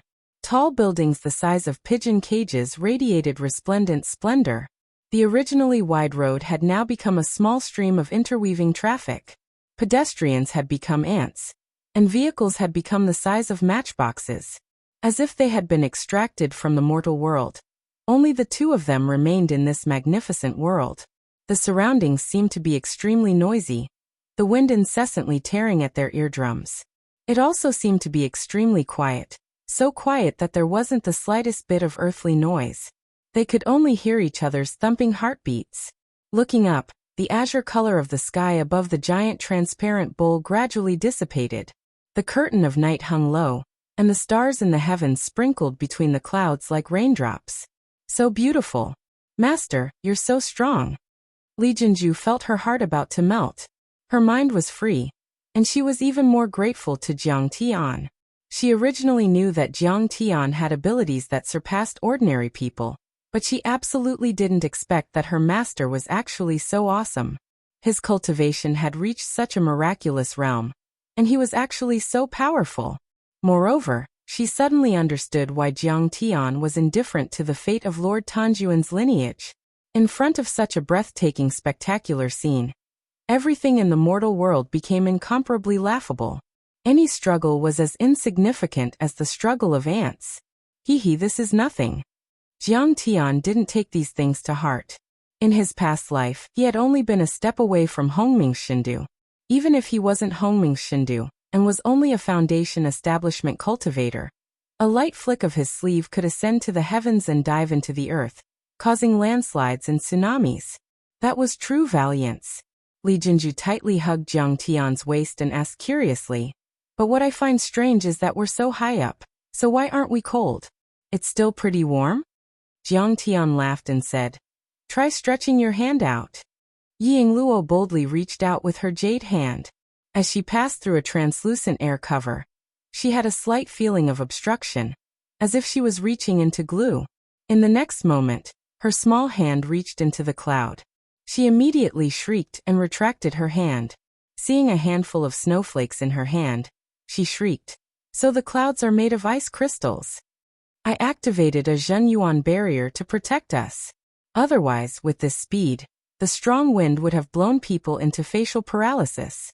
Jiang Tian smiled faintly and said, "There's a wind barrier here. You don't need to hug me, you won't fall." Oh, recalling that Jiang Tian had a lover, Li Jinju felt a little sour in her heart, but she still reluctantly let go of him. They flew quietly for a while. Li Jinju gradually calmed down and said with a smile, "What other abilities does this flying sword have? Master, can you show me?" Seeing that she was gradually getting used to it, Jiang Tian immediately increased his speed by a notch. He continued to accelerate, decelerate, stop, change directions, spiral 360 degrees, rise vertically, rush vertically to the ground, and stop abruptly, one by one. Xiaohei's flying sword made a series of movements that would make a fighter pilot dumbstruck. In the beginning, Li Jinju could still barely maintain her composure, but in the end, there were only screams left. During several supersonic spinning maneuvers, the huge centrifugal force made Li Jinju suspect that she would be ruthlessly thrown out. However, the black sword under her feet produced a strange attractive force that firmly sucked her to the sword. "Stop quickly. Master, I beg you." Li Jinju's shrill screams were torn apart by the strong wind, and she didn't know if Jiang Tian could hear it. In the next 5 minutes, Li Jinju experienced the most thrilling flight of her life. Needless to say, they approached the speed of sound again and again in 1 second, and then came to a strange standstill in 1 second. Needless to say, Xiaohei's flying sword carried her to the middle of the atmosphere in only half a minute, and they almost broke free from the Earth's gravity and rushed into the endless starry sky. In the last 10 seconds, they rapidly swooped down from a height of several thousand meters. Both the person and the sword turned into a high-speed drill bit. Only when they were less than 1 meter from the ground did Xiaohei's flying sword suddenly stop and change directions, and then shot forward at lightning speed. Li Jinju was so shocked that her heart almost jumped out, and she almost went into shock on the spot. Blurg. When Xiaohei's flying sword finally reached a uniform speed again, Li Jinju's face was paler than a person who died 3 days ago. She clutched her stomach and started to vomit. Jinling was 1,800 kilometers from Seoul, the capital of South Korea. 1.5 hours later, the flying sword arrived. They found a Hilton hotel. Jiang Tian landed the flying sword in a secluded alley nearby, and the two walked out together. Master, I also have a villa in Seoul.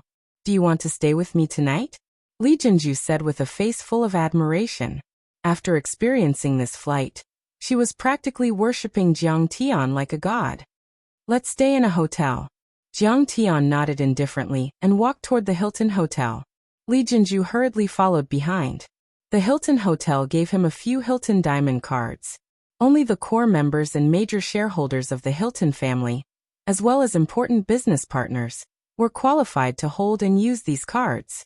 The Hilton Hotel had always been comfortable, and Jiang Tian didn't want to stay in Li Jinju's villa.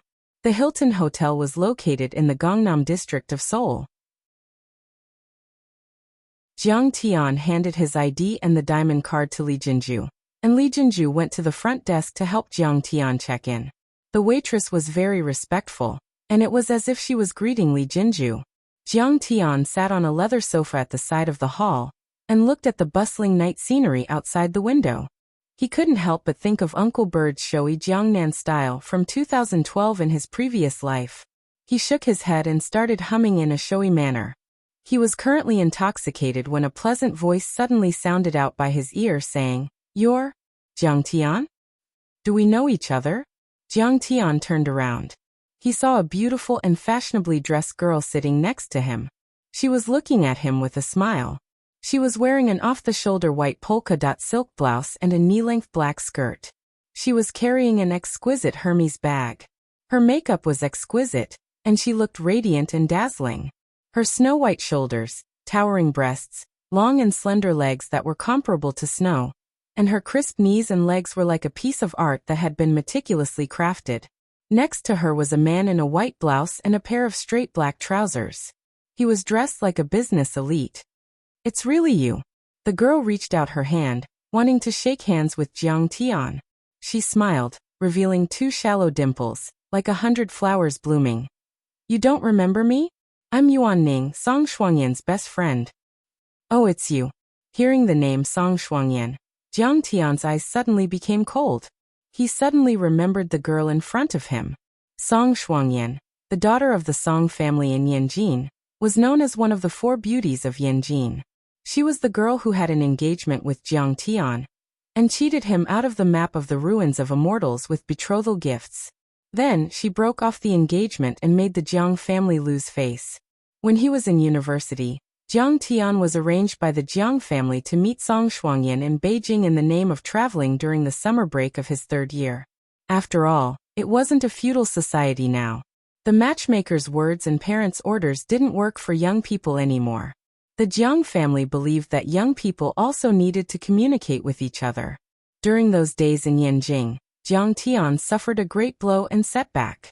Even though she was still the crown prince of the Medicine King Group, her mother was still the chairman, and the market value of the Medicine King Group was almost 10 billion at that time. But in the eyes of Song Shuangyan and the other young masters of Yanjing, Jiang Tian was still like a bumpkin from the countryside. They were like high and mighty princes and princesses, ordering Jiang Tian around and mocking him in all sorts of ways, bringing endless humiliation to Jiang Tian. This Yuan Ning was also among them. She remembered that her father seemed to be a vice president of one of the 4 major banks in the country. At that time, she had already completed her master's degree in finance at Huaqing University. Relying on her father's connections and financial resources, she specialized in high-tech industry venture capital business. Generally, she was an angel investor. She had already invested in many e-commerce and other internet companies. However, even now, in retrospect, Yuan Ning's investment was very prescient. She had a unique vision. Several companies she invested in became the top companies in various industries. There was a B2C e-commerce brand that could even be ranked in the top 3 of Wuxia. According to the proportion of shares, she, who was not yet 30 years old, had at least a net worth of 10 billion. Yuan Ning was definitely an outstanding figure of the younger generation in Wuxia. If the net worth was ranked according to the age of 30, she could even be ranked in the top 20 of Wuxia. But in Song Shuangyan's circle, Yuan Ning didn't show off, and was even a little marginal. After all, the Song family was known as the top family in Huaxia's secular world. Song Shuangyan was also known as one of the top socialites in Beijing. Yuan Ning also had a smooth and slick personality. At that time, she was very friendly to Jiang Tian, who had just arrived, and took care of him. But when she noticed Song Shuangyan's rejection of Jiang Tian, she also cleverly kept a distance from Jiang Tian. So Jiang Tian didn't dislike her. But because of Song Shuangyan, he naturally didn't feel close to her. Seeing that Jiang Tian's smile was a little cold, Yuan Ning's smile was a little bitter. But she also understood Jiang Tian's mood. She moved closer to Jiang Tian's ear and whispered, "The big beauty who helped you register at the front desk. Is she your girlfriend?" This scene was a little ambiguous, like the whispers between lovers. Seeing this, the elite businessman next to Yuan Ning suddenly couldn't stand it. His handsome face sank and he shouted, "Little Ning, what are you shouting for? Who allowed you to shamelessly follow me here?" Yuan Ning rolled her eyes and said coldly, "Can't I see an acquaintance and say hello? Also, we're not familiar with each other. Don't call me by my name. Call me Boss Yuan." The elite businessman suddenly looked embarrassed and his face turned red. But his eyes looking at Jiang Tian became more and more unfriendly. Jiang Tian immediately understood the relationship between the two. Probably this man was pursuing Yuan Ning, but Yuan Ning didn't like him.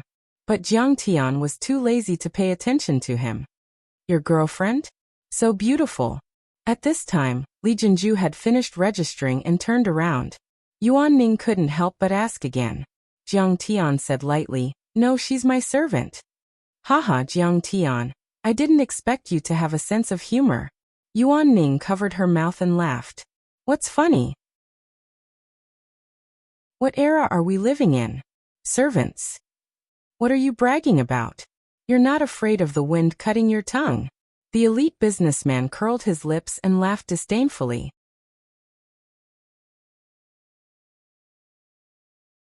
Chapter 362.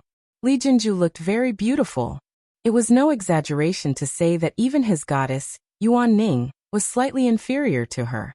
You should be thankful that such a stunningly beautiful woman can be your mistress, let alone a servant. Even if you want to brag, you shouldn't brag like this. Chen Jiafu, can you shut up? I'm chatting with my friend. Who are you to interrupt? Yuan Ning squinted at the businessman and frowned again. Her eyebrows were raised to the sky. Chen Jiafu was so angry that his face turned green. But he didn't dare to provoke his goddess. He could only endure it and looked at Jiang Tian with contempt. At this time, Li Jinju gracefully walked over and said with a smile, "That's right, I am Mr. Zhang's servant." Gee, Chen Jiafu suddenly felt dizzy. What was going on? Jiang Tian didn't bother to pay attention to the two. He lifted his foot and walked to the elevator with Li Jinju. "Jiang Tian, can you give me your contact information?" Yuan Ning suddenly found that Jiang Tian's temperament was different from before. Coupled with the information she had investigated before, it made her a little interested in Jiang Tian. Okay. Jiang Tian thought of her care and couldn't help but soften his heart. He took out a business card and handed it to her. It's so strange. Such a beautiful woman is his servant? What's going on? Even after Jiang Tian disappeared into the elevator, Yuan Ning was still staring at Jiang Tian's back, unable to retract his gaze. What's strange? Nouveau riche is a country bumpkin. Role-playing or something like that. Chen Jiafu sneered disdainfully. Country bumpkin? Nouveau riche? You're the one. That's funny. How do you know his identity? Yuan Ning smiled disdainfully and looked at Chen Jiafu with contempt. What's his background? He used the diamond card of the Hilton Hotel when he checked in. This kind of card can't be obtained by people without a net worth of 10 billion. Yuan Ning's eyes narrowed slightly and sneered. Net worth of 10 billion? Chen Jiafu was stunned and then said stubbornly, Humph, that's nothing. If my Dome shopping network is listed, I also have this net worth. Not to mention that your company hasn't even been listed yet. Even if it's listed, you can't beat him. He's the crown prince of Jinling's Jiang family, the young master of the Medicine King Group. Holy shit. Huaxiao's first shareholder, Medicine King Group. Chen Jiafu was truly shocked this time. He was dumbstruck. He suddenly scratched his head and frowned. I remember now. He seems to be the one who had an engagement with Song Shuangyan? That's right. Yuan Ning slightly frowned, and a complicated look flashed through his eyes. I wonder how Song Shuangyan feels now that she knows. You can feel it. Chen Jiafu also laughed disdainfully and said, family assets of tens of billions. In the eyes of ordinary people, that's the limit. But what kind of family was the Song family? That was a top-notch aristocratic family. The assets they secretly controlled were probably in the hundreds of billions, right? Her father said that either the heir of one of the top 10 families in Wuxia's Forbes list, or the son of a foreign financial group with 100 years of history, or the leader of the family.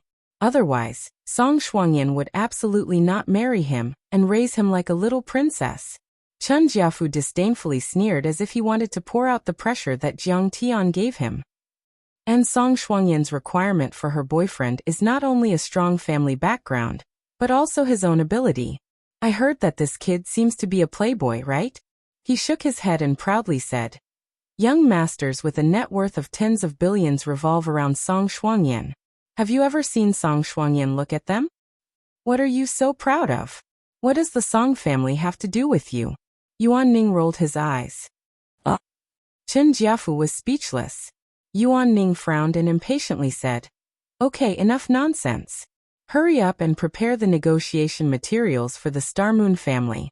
Li Huyu will be here tomorrow. Star Moon Group was established in 1938, and it is now South Korea's top 500 listed company. It owns Star Moon Electronics, Star Moon Products, Star Moon Airlines, Star Moon Pharmaceuticals, etc. Their businesses are in electronics, finance, machinery, chemistry, etc. The Star Moon Lee family that controls Star Moon Group is also the richest family in South Korea. The Star Moon Lee family has a huge influence in South Korea, and the family's patriarch and founder, Lee Zhongxuan, can influence politics. He is on the same level as the president of South Korea. Of course, Yuan Ning and Yuan Ning are not qualified to talk to Lee Zhongxuan. Li Huyu is Lee Zhongxuan's grandson, but he is not a direct descendant. He is also the current chairman of Star Moon Electronics. Yuan Ning and Yuan Ning want to get the e-commerce distribution rights of Star Moon Electronics to set up their 3C business, including mobile phones, computers, air conditioners, refrigerators, TVs, etc. They want to set up a 3C online shopping platform. But Star Moon Group has its own physical distribution system and stores, and they are worried that the distributors will protest. Online shopping is a new thing, and they still need to observe and study it. That's why Star Moon Group is hesitant to persuade Yuan Ning and Yuan Ning. This is their 7th visit to Li Huyu. It's going to be a tough negotiation. Yuan Ning rubbed his forehead, his face full of distress. The next day, Yuan Ning woke up early, dressed up, and had breakfast with Chen Jiafu before driving to Star Moon Group's headquarters. But when Yuan Ning arrived at the hotel lobby, he was shocked. Li Huyu and a few other middle-aged men were escorting an elegant man to the elevator. Li Zirong.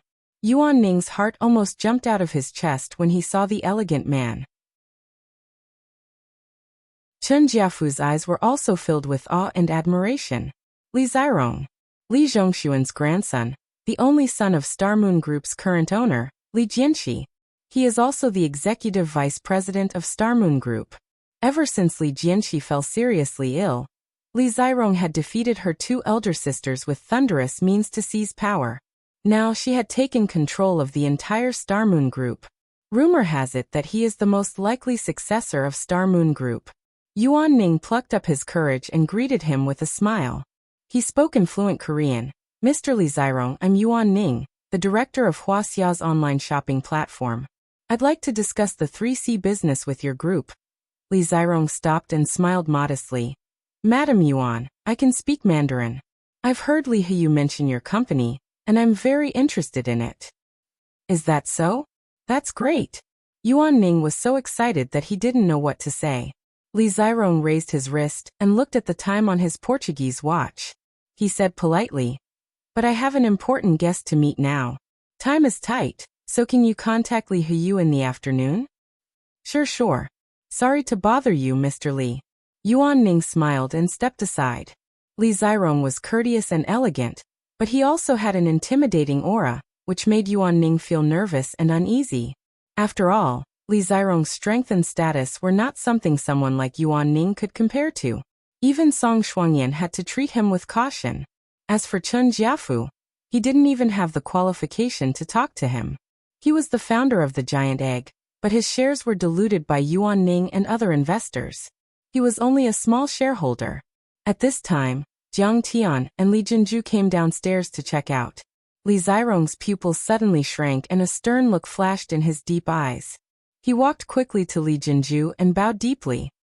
Xingyue Li family welcomes Princess Li Jinju home.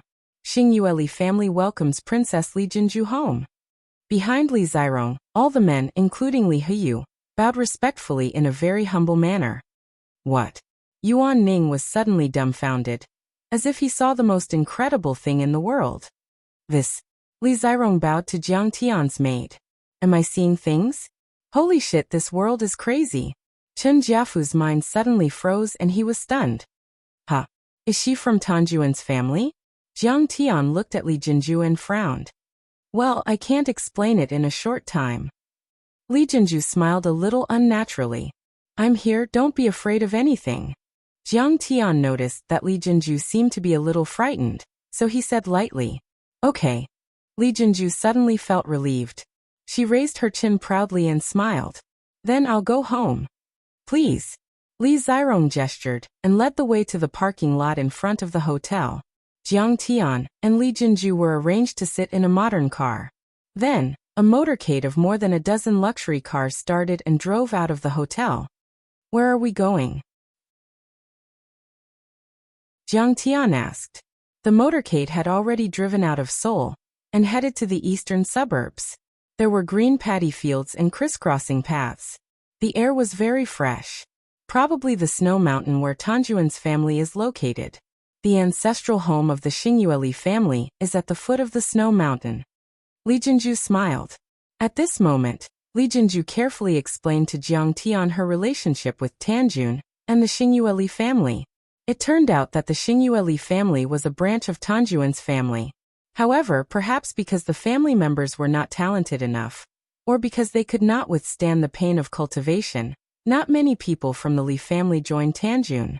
Now they had become a completely secular family that focused on business.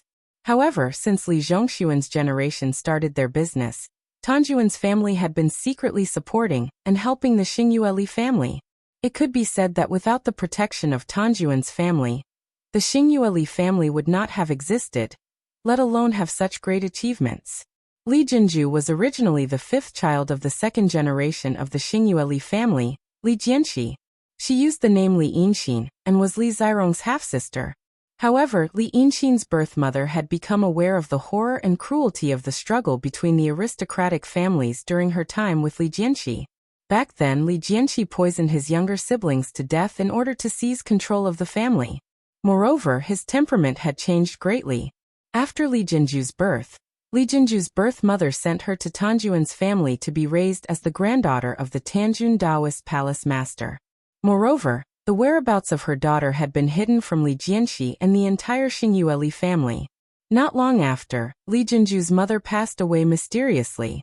In recent years, after Li Jianxi fell seriously ill, the struggle for power among the third generation of the Li family completely confirmed Li Jinju's mother's inference and worries. It could be said that it was a family feud.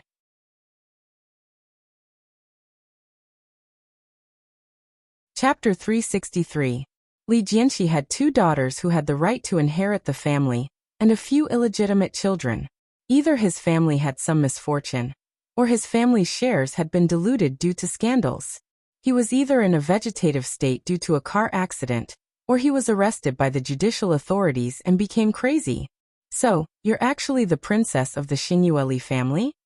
Jiang Tian suddenly thought of something and sighed with a complicated expression. He had no impression of Li Jinju's name, but the name Li Yinxin left a deep impression on Jiang Tian. In his previous life, in 2010, the Xingyue Li family was involved in a power struggle. Li Yinxin, who was known as the goddess of South Korea, committed suicide by hanging herself at the Hilton Hotel. The entire South Korea was shocked. Countless fans and supporters of Li Yinxin gathered at the Hilton Hotel to pay their respects, and many media outlets paid attention to it. At that time, Li Yinxin had lost the support of Tanjun and was no match for Li Zherong. She was at his mercy and was forced to commit suicide. In 2012, Li Zherong was involved in a corruption scandal involving the South Korean president's trusted aides and was arrested for bribery and murder. However, Li Zherong refused to admit to murdering Li Yinxin. After a heated debate in court, the judge found him guilty of bribery and sentenced him to 2 years and 6 months in prison, with 4 years of probation. He was also released. At that time, Jiang Tian saw Li Yinxin's photo on the internet and exclaimed, "It's such a pity that such a beauty died." But at that time, he only sighed as he watched the fire burn across the river, and then threw it to the back of his mind. After all, this kind of power struggle was too far away from Jiang Tian at that time. He did not expect to have such a deep connection with Li Jinju after his rebirth. He was able to learn more about the Xingyue family's power struggle that shocked the world. It was quite interesting. I didn't want to fight for the control of the Xingyue Li family, but I don't know how Li Zherong found out about my identity. Li Jinju sighed with a complicated expression. From the looks of it, he also knows the truth about Tanjun being controlled by the Sakura Society.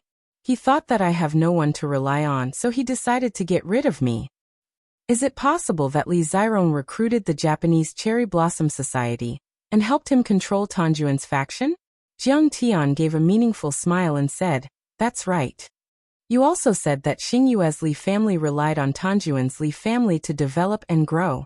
For Li Zherong, if he can't control the Tanjun branch, even if he controls the Xingyue Li family, it's useless." Maybe. Li Jinju was shocked at first, then she smiled faintly and said coquettishly, "But now that I have Master Kong as my backer, how can he be your opponent?" A murderous intent flashed in Jiang Tian's eyes. He suddenly said meaningfully, "Why don't you control the Xingyue Li family on my behalf?" Li Jinju was hesitating when Jiang Tian suddenly shook his head and said, "Forget it. I'm afraid that you're not good at managing a business. You sing quite well. Be a singer in the future." "Ha! Sing?" Li Jinju was stunned. Only then did she remember that when Jiang Tian was humming Jiangnan style yesterday, she was relaxed and hummed along. "Master, you really think my singing is good? Then I'll sing for you every day." She could not help but blush. She was a little proud. Was Master Kong praising her? The motorcade drove into a classical Korean mansion, mainly made of wood and stone. Everyone got out of the car. Li Zherong made a pleased gesture and said with a smile, "Dear little princess, please come in." "Thank you, big brother." Li Jinju smiled indifferently. She held Jiang Tian's arm and followed behind Li Zherong. Under the escort of many black-clothed men, they walked into a large hall. Li Jinju was shocked when she walked in. The hall was set up like a morning hall. There were wreaths, white curtains, portraits, altars, incense burners, and low morning music. Li Jianxi and other members of the Xingyue Li family were kneeling on the ground in front of a black and white photo of a gentle-looking woman. Around them, a group of tall and strong men in black stood in great numbers. Their waists were bulging with weapons. "Bastard! Unfilial son! How dare you hit me and ask me to kneel?" Li Jianxi's face was full of injuries, and he was panting. He pointed at Li Zherong and scolded, "I will never change my will and give you the right to inherit the family. I want to talk to the president and the Ministry of Justice. I want to send you to prison. I want to pay a visit to Lord Tanjuan's lineage. I want to tear you to pieces." The others were lying on the ground with their heads in their pants, not daring to make a sound. "My dear father, is this the heir in your will?" Li Zherong put one hand in his pocket and pointed at Li Jinju with the other. He gave people a feeling of elegance and grace. Li Jianxi was stunned, and a trace of panic flashed in his eyes. He shook his head and said, "I don't know her. I've never seen her before. I've found out that she is the daughter of that bitch Yinan Hui. You can't hide it from me." Li Zherong shook her head, the corners of her mouth forming a beautiful arc as she smiled. "I think you will make a rational choice now. The camera, pen, ink pad, and your personal seal have been prepared for you. Please make a new will. How dare you hit father? How dare you kill father's bodyguard and control the personal freedom of all the members of the Li family?" Li Zherong's sister, Li Fujian, stood up and pointed at Li Zherong's nose. What do you want? Do you want to kill us? Father won't change his will, because he won't hand the family over to a heartless and unjust tyrant. No one will preside over you. You guessed right. I want to kill you. Li Zirong smiled warmly, but his eyes were filled with mockery and gloominess. His handsome face gave people a chilling feeling. He stroked Li Fujian's face and whispered in her ear. And sister, let me tell you, the long-legged male star you had an affair with and the reporters who secretly took photos were all arranged by me. He's good in bed, isn't he? You should be satisfied, right? You're despicable and shameless. Li Fujian was stunned, and then her eyes widened and she gnashed her teeth. I'm going to kill you. She rushed forward and grabbed Li Zirong, but two burly bodyguards in black immediately held her arms and shoulders, and she couldn't move. If you were loyal enough to your marriage, you wouldn't have fallen into this trap, and you wouldn't have lost your control. How pitiful and sad. Li Zirong's tone was sympathetic, but his face was full of mockery, like a cat playing with a mouse. The angrier and more helpless the other party was, the happier he was. Bah! Li Fujian spat on Li Zirong's face and roared with tears in her beautiful eyes.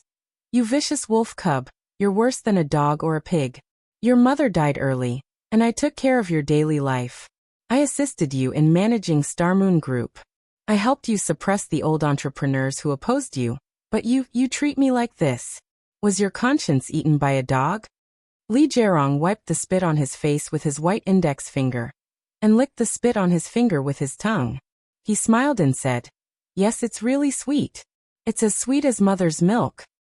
I'm worse than a dog or a pig. You are the Holy Family is. His smile gradually turned crazy and he roared angrily. Actually, my mother was poisoned to death by you, Li Jianxi. Everyone was shocked and looked at Li Jianxi in disbelief.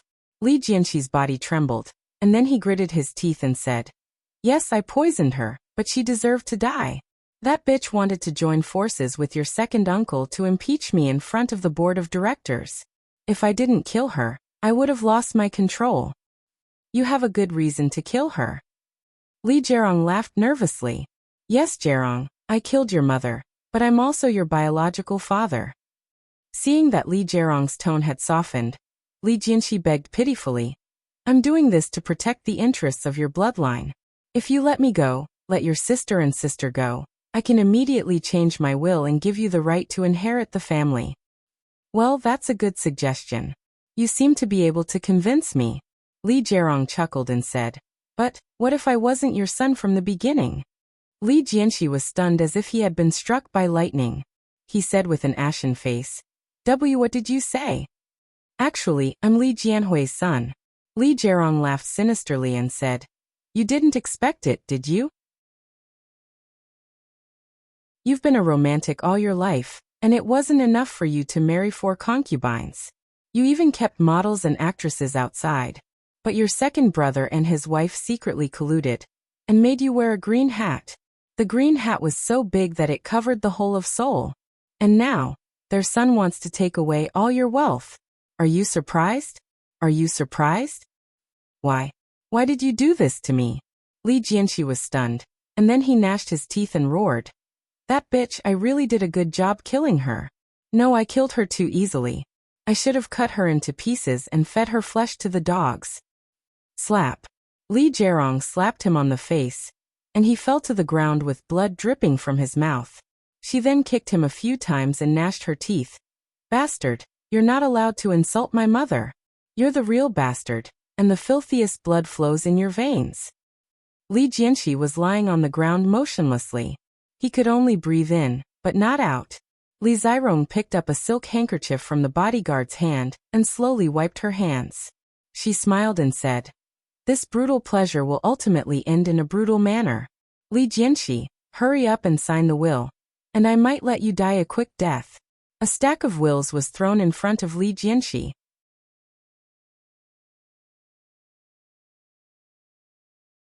Chapter 364.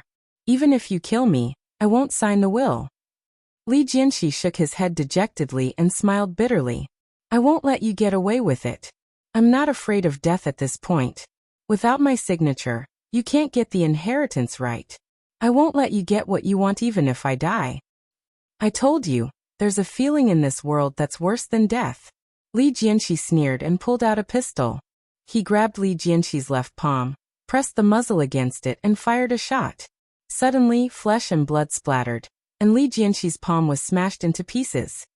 He held his broken hand and rolled on the ground, letting out shrill screams that sounded like the wails of ghosts and howls of wolves. Blood spurted out of his hand, leaving a glaring scarlet mark on the ground. Seeing this, Li Jinju's body trembled and her face turned pale. She subconsciously grabbed Jiang Tian's palm. After all, Li Jianqi was her biological father. Although their relationship was not deep, blood was thicker than water. But when she saw Jiang Tian's face was as calm as still water, and he looked on coldly with a spurious smile, she could only suppress the fear in her heart and remain silent. Li Zirong grinned. You don't want to sign it? Well, it just so happens that this bitch Li Fuzhen has always been thirsty, like a wolf or a tiger. I'll let you, Li Jianqi, see with your own eyes what kind of bitch your favorite daughter is. Ah, this is good. I've heard that Miss Fuzhen is the most lascivious. Look at that body, that skin, tsk tisk. I'll do it even if I lose 10 years of my life. The bodyguards smiled maliciously and swarmed Li Fuzhen like wolves and tigers. They threw her onto the sofa and pressed her hands and feet. Li Fuzhen was previously known as the First Lady of Korea. She was as beautiful as a flower, had a noble temperament, and had a high status. To be able to have sex with her was enough to brag about for a lifetime. Dad, please sign it. Li Fuzhen screamed and begged for mercy. Several men tore apart Li Fuzhen's clothes, revealing her soft, snow-white chest and flat stomach. I'll sign it. I'll sign it. When he saw this, Li Jianqi's eyes almost split apart while his scalp almost exploded, and his heart was filled with humiliation, rage, helplessness, and despair. In the end, he could only pick up the pen and sign his name with trembling hands. Then he pressed his personal seal and fingerprint. I lost. I admit defeat. Are you satisfied now? I beg you, let your sister go. Li Jianqi handed over the will, and begged with tears streaming down his face. He's not my sister. My brothers have followed me through life and death. Now that the arrow is on the bow, I can't let them be wronged. Li Zirong held the will and smiled with satisfaction. You. Li Jianqi's face was filled with rage. He was so angry that his entire body was trembling like a sieve. But soon after, he closed his eyes in despair and sighed deeply. The situation was hopeless, and there was nothing he could do to reverse the situation. The only thing he could do was to not watch the scene of his daughter being defiled. Everyone, let's begin the execution.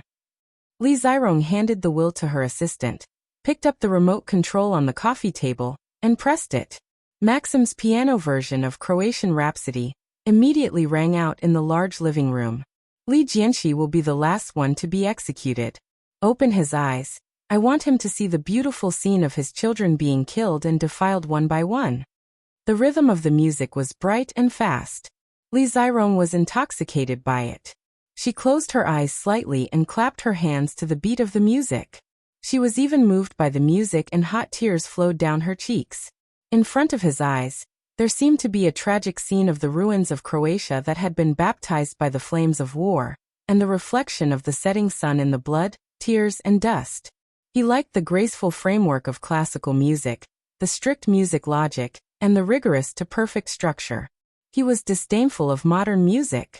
But now he found that some of the new famous songs of the 21st century were not bad. At least this song suited his mood at this moment. Click, click. With a crisp sound, many gunmen opened the safety and aimed at the heads of the Xingyueli family. The scene was suddenly filled with desperate and fearful cries and begging for mercy. I'm just a bystander. Why are you pointing a gun at me? At this moment, a cold and calm voice sounded. Li Jinju looked at Jiang Tian in surprise. She found that Jiang Tian's Korean was very standard and fluent. She suddenly remembered that last night at the hotel, Jiang Tian asked her to find a teaching CD of Korean and Japanese.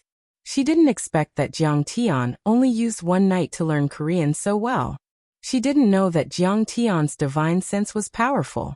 To be able to read 10 lines at a glance, a mere language was too easy to master. Kill him. Li Jianxi, who was enjoying the music, was interrupted. He looked at Jiang Tian in surprise and then waved his hand with disgust and contempt. This person seemed to be Li Jinju's follower or friend, but after all, he was an eyewitness. How could he let him go? Of course, he had to be killed.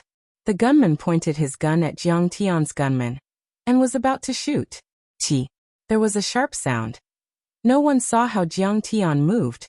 They only saw that in the rolling blood wave, that person's body was split into two from the middle and fell to the ground. Streams of bright red splashed out, and hot internal organs flowed out. The gunmen were shocked and immediately realized that danger was approaching. Li Zirong's face changed wildly and subconsciously stepped back. Without waiting for his order, many gunmen aimed at Jiang Tian and pulled the trigger. Bullets poured toward Jiang Tian like rain. Haha, bystander. Come to the Xingyue family to be bystander? Li Zirong thought that this person was so funny. He would probably be shot into a sieve. Clang, clang, clang. The dense sound was like bullets hitting a steel plate. Everyone was shocked to see that the bullets hitting Jiang Tian's body were bouncing out. Hiss. Everyone was stunned and gasped. They felt cold all over as if they had fallen into an ice cellar. Everything in front of them was beyond their understanding. The bullets couldn't kill him, but the bullets still bounced. Was this person made of iron? This was simply too evil, too terrible. Wuxia martial artist? Li Zirong's pupils shrank and his heart jumped. Suddenly he remembered that the intelligence said that Li Jinju had frequently visited Wuxia in the past 6 months. She wanted to find a martial arts master from Wuxia as a foreign aid. It seemed that this was the one in front of him. The next moment he pulled out his pistol and shot at Jiang Tian to suppress him while fleeing outside. Seeing that the bullets are useless, you still shoot. Dare I ask, you are a fool? Jiang Tian directly urged out a wind blade. At this time, the wind blade was different from the previous one. It was completely condensed by the 7th metal true essence. It was extremely sharp and could cut gold and iron. A golden light flickered, like a half-moon-shaped strange knife, flashed by. Li Zirong's body stiffened, and his head was sprayed a few meters high by the blood spurting from the neck cavity. The headless body fell to the ground. The next moment, Jiang Tian flicked his finger, and the finger aura missed its target. All of Li Zirong's gunmen fell to the ground one by one like harvested rice. The ground was littered with corpses, and each of them had a bloody hole in their forehead. Some of them had their heads blown off and became headless corpses on the ground.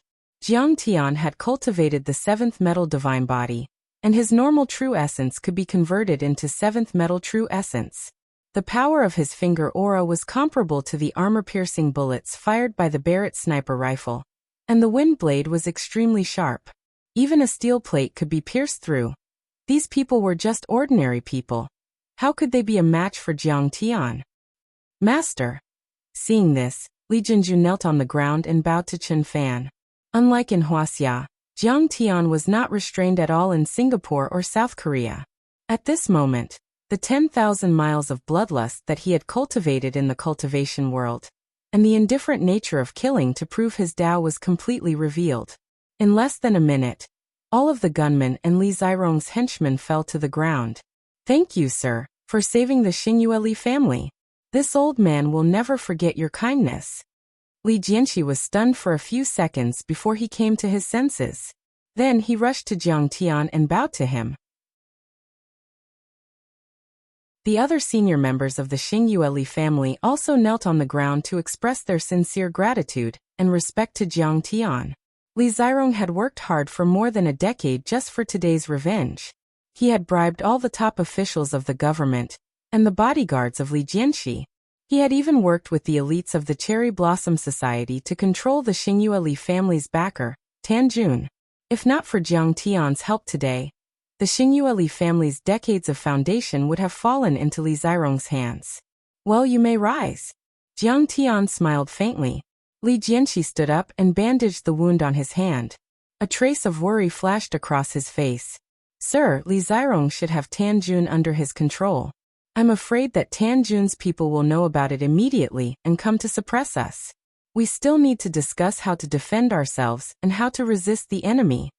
He could handle the government and Xingyue, but he couldn't touch Tanjun's people. After all, he said that Pa Tian was just a tycoon from the secular world. Don't worry. The best offense is defense. I alone am enough to flatten Shuiyu Mountain. Jiang Tian said with a smile.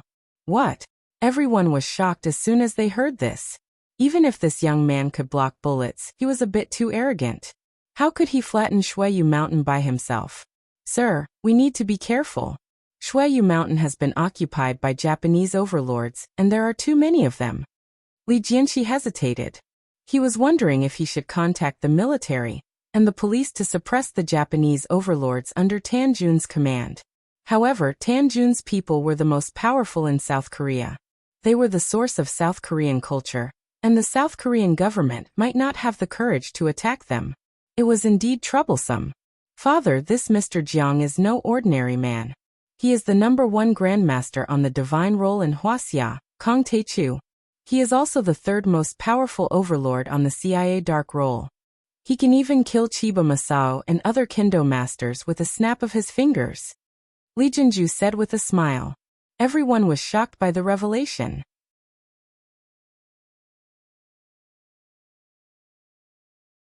Chapter 365. What? Mr. Jiang is such a master? This is the blessing of the Xingyue Li family. Li Jianxi was overjoyed and shocked. He felt as if he had found a treasure. Although he was not a cultivator, he was the richest man in the country and a favorite of the South Korean president. Therefore, he knew a lot more information than the average Wuxia tycoon. He already knew that Tanjun's lineage originated from the ancient Taoist school of Wuxia. Their ideology and culture originated from the Confucian school. It could be said that the martial arts of Wuxia were more powerful. Moreover, it was said that Wuxia martial Dao Grand Masters could walk on water and condense qi into weapons to hurt people from a distance. The weight of the #1 Grand Master was even heavier. It could be said that they were far more powerful than Tanjun's branch. The next moment he suddenly thought of something and asked Li Jinju, Jinju, what is your relationship with Mr. Jiang? Well, Li Jinju saw the excitement in her father's eyes and knew what he was thinking, but she had to tell the truth.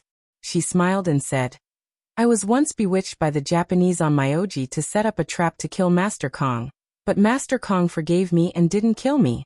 Instead, he took me as his slave. Miss Li is one of my trusted aides.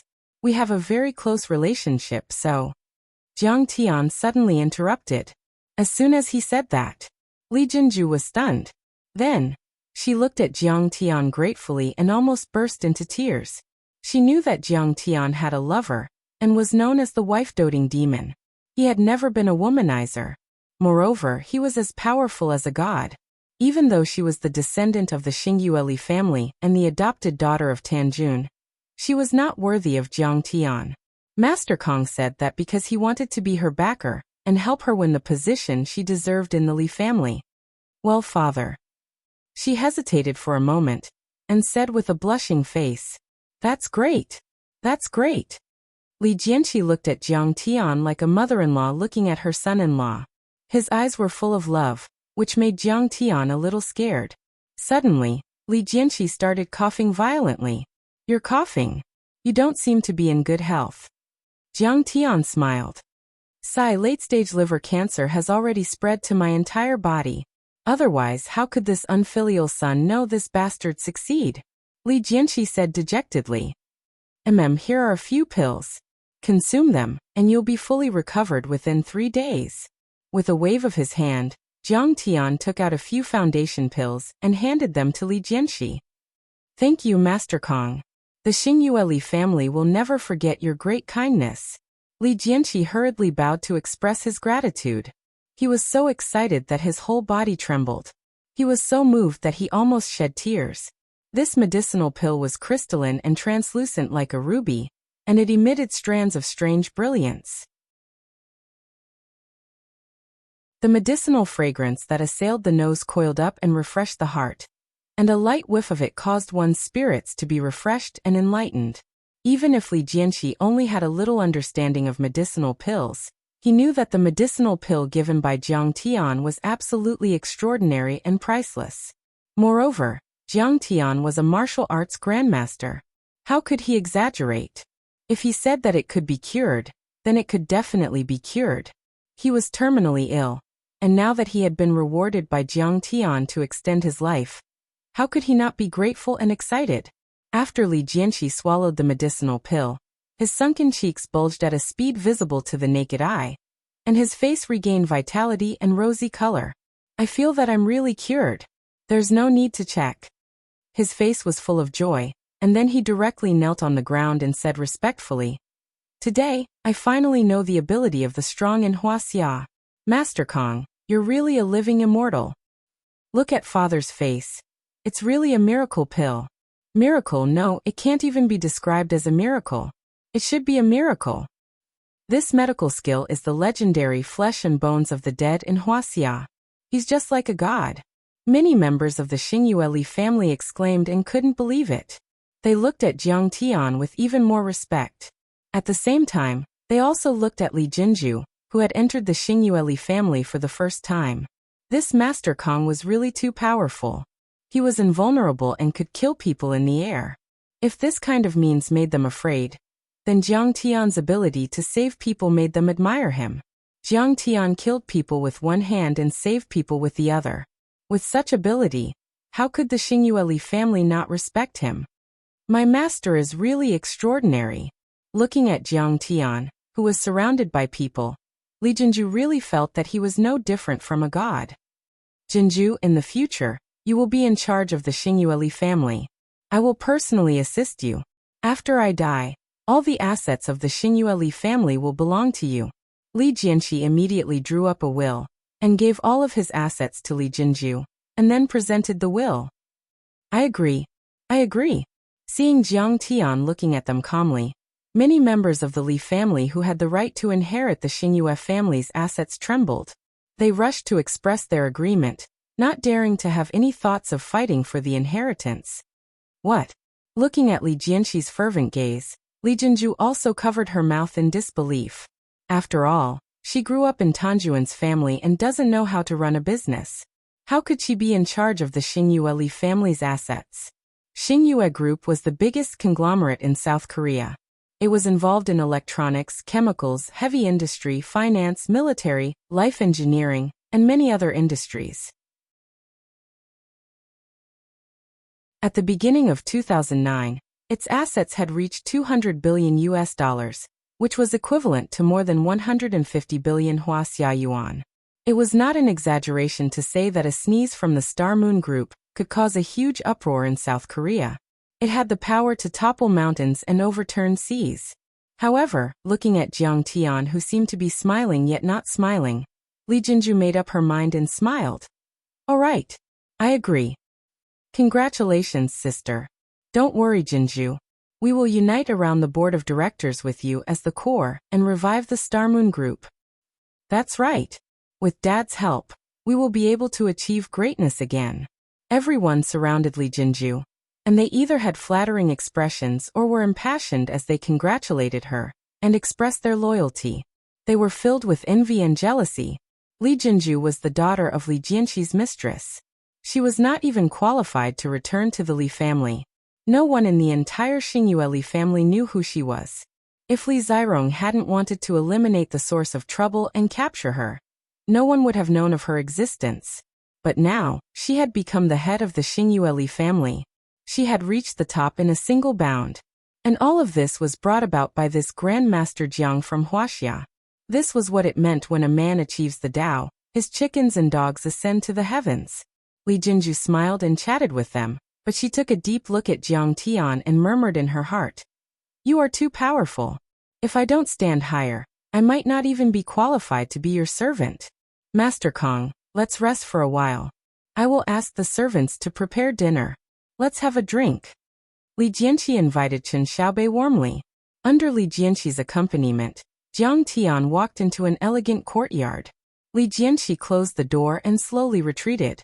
There was a hot spring pool in the courtyard, which was about an acre in size and filled with steam.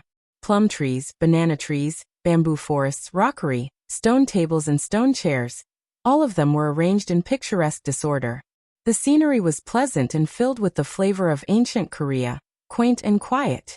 In the courtyard, inside and outside of the house, there were 4 beautiful women. Any one of them had the body of a model and the face of a B-list celebrity. However, they were just the servants of the Xingyueli family. What a shame, my Armani. Jiang Tian walked into the room and sat on the bed. He looked at the bullet holes in his clothes with a gloomy face. After his divine body of Gungjin was formed, he was invulnerable even without the protection of the astral wind. However, he had forgotten that the astral wind would damage his clothes. Master, your clothes are here. I will help you change them now. Li Jinju walked out of the room and came back with a few boxes in her hands. There was a pair of leather shoes, a white shirt, underwear, socks, and a pair of trousers. She knelt in front of Jiang Tian and lowered her head, revealing her snow-white neck. She gently helped Jiang Tian take off his shoes and socks and put on his slippers. Then she helped Jiang Tian remove his tattered clothes. Master, you are so charming. At this moment, looking at Jiang Tian's jade-like body that was sparkling and translucent like jade and contained explosive power, a wisp of bright red appeared on her face, and her heart thumped wildly. Finally, she looked down and said with a smile, Master, do you want to take a bath first? Let me serve you. Okay. Jiang Tian nodded. He thought about how to deal with the Japanese elites of the Shuiyu Mountain, and then walked out of the door and into the hot spring. Nice. All the pores on his body opened up. Jiang Tian closed his eyes, leaned against the rock wall, and slightly moaned. Haha, I'm afraid that the old monsters of Lord Tan's lineage have already known about the great changes in the Xingyueli family. Jiang Tian's eyes flashed with a hint of sharpness. When he killed Li Zirong, a wisp of blood qi flew toward the Shuiyu Mountain, as if it had a mind of its own. Jiang Tian scanned it with his divine sense, and found that it was a blood-channeling technique. It seemed that the Japanese yin-yang masters were quite good at it. This kind of technique was rare even in Wuxia. However, compared to Jiang Tian's divine sense imprint technique, the difference was too great. After all, it was a technique to send messages after the event. Jiang Tian, on the other hand, could sense the condition of the imprinted person at any time according to the message sent by the divine sense imprint. So what if the East Yang Yin-Yang art was unique and powerful? Jiang Tian's body, Dharma spells, Dharma artifacts, and immortal martial arts were 10 times more powerful than before. Not to mention the immortal state warriors. Even if they were real immortal state warriors, he could kill them on the spot. Okay, but I don't want to give them too much time. I will go to the Shuiyu Mountain in the afternoon, and take care of all the Japanese elites. Jiang Tian made up his mind. Master, I am coming. Just as he was thinking, he heard a series of light footsteps behind him. Li Jinju, who was wearing a gauze dress, walked into the hot spring pool with a blush on her face. At this moment, she finally revealed her beauty as the nation's #1 lady goddess of South Korea. There was no need to mention those slender snow-white legs. There was no need to mention those plump breasts and slender waist. There was also no need to mention that neck that appeared even more slender and elegant due to her coiled hair. Even those sparkling and translucent feet that looked like they were carved out of fine jade were breathtakingly beautiful. Any normal man would not be able to resist them. Especially her gauze dress. It added a touch of mystery and charm to her curvaceous body. She sat down next to Jiang Tian, took the towel from the maid and gently wiped Jiang Tian's broad back.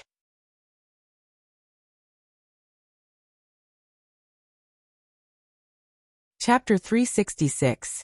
The 4 maids exchanged glances with each other, pursed their lips and chuckled. Then, they quietly left the courtyard. Master! Her cherry lips gently parted. Suddenly, Li Jinju gently hugged Jiang Tian. Her soft and tender body was completely pressed against him as her face leaned against his broad back. What are you doing? Jiang Tian frowned. Li Jinju's face was red as she coquettishly whispered into Jiang Tian's ear. Her eyes were burning as she whispered, Master, take me. Actually, I'm still a virgin.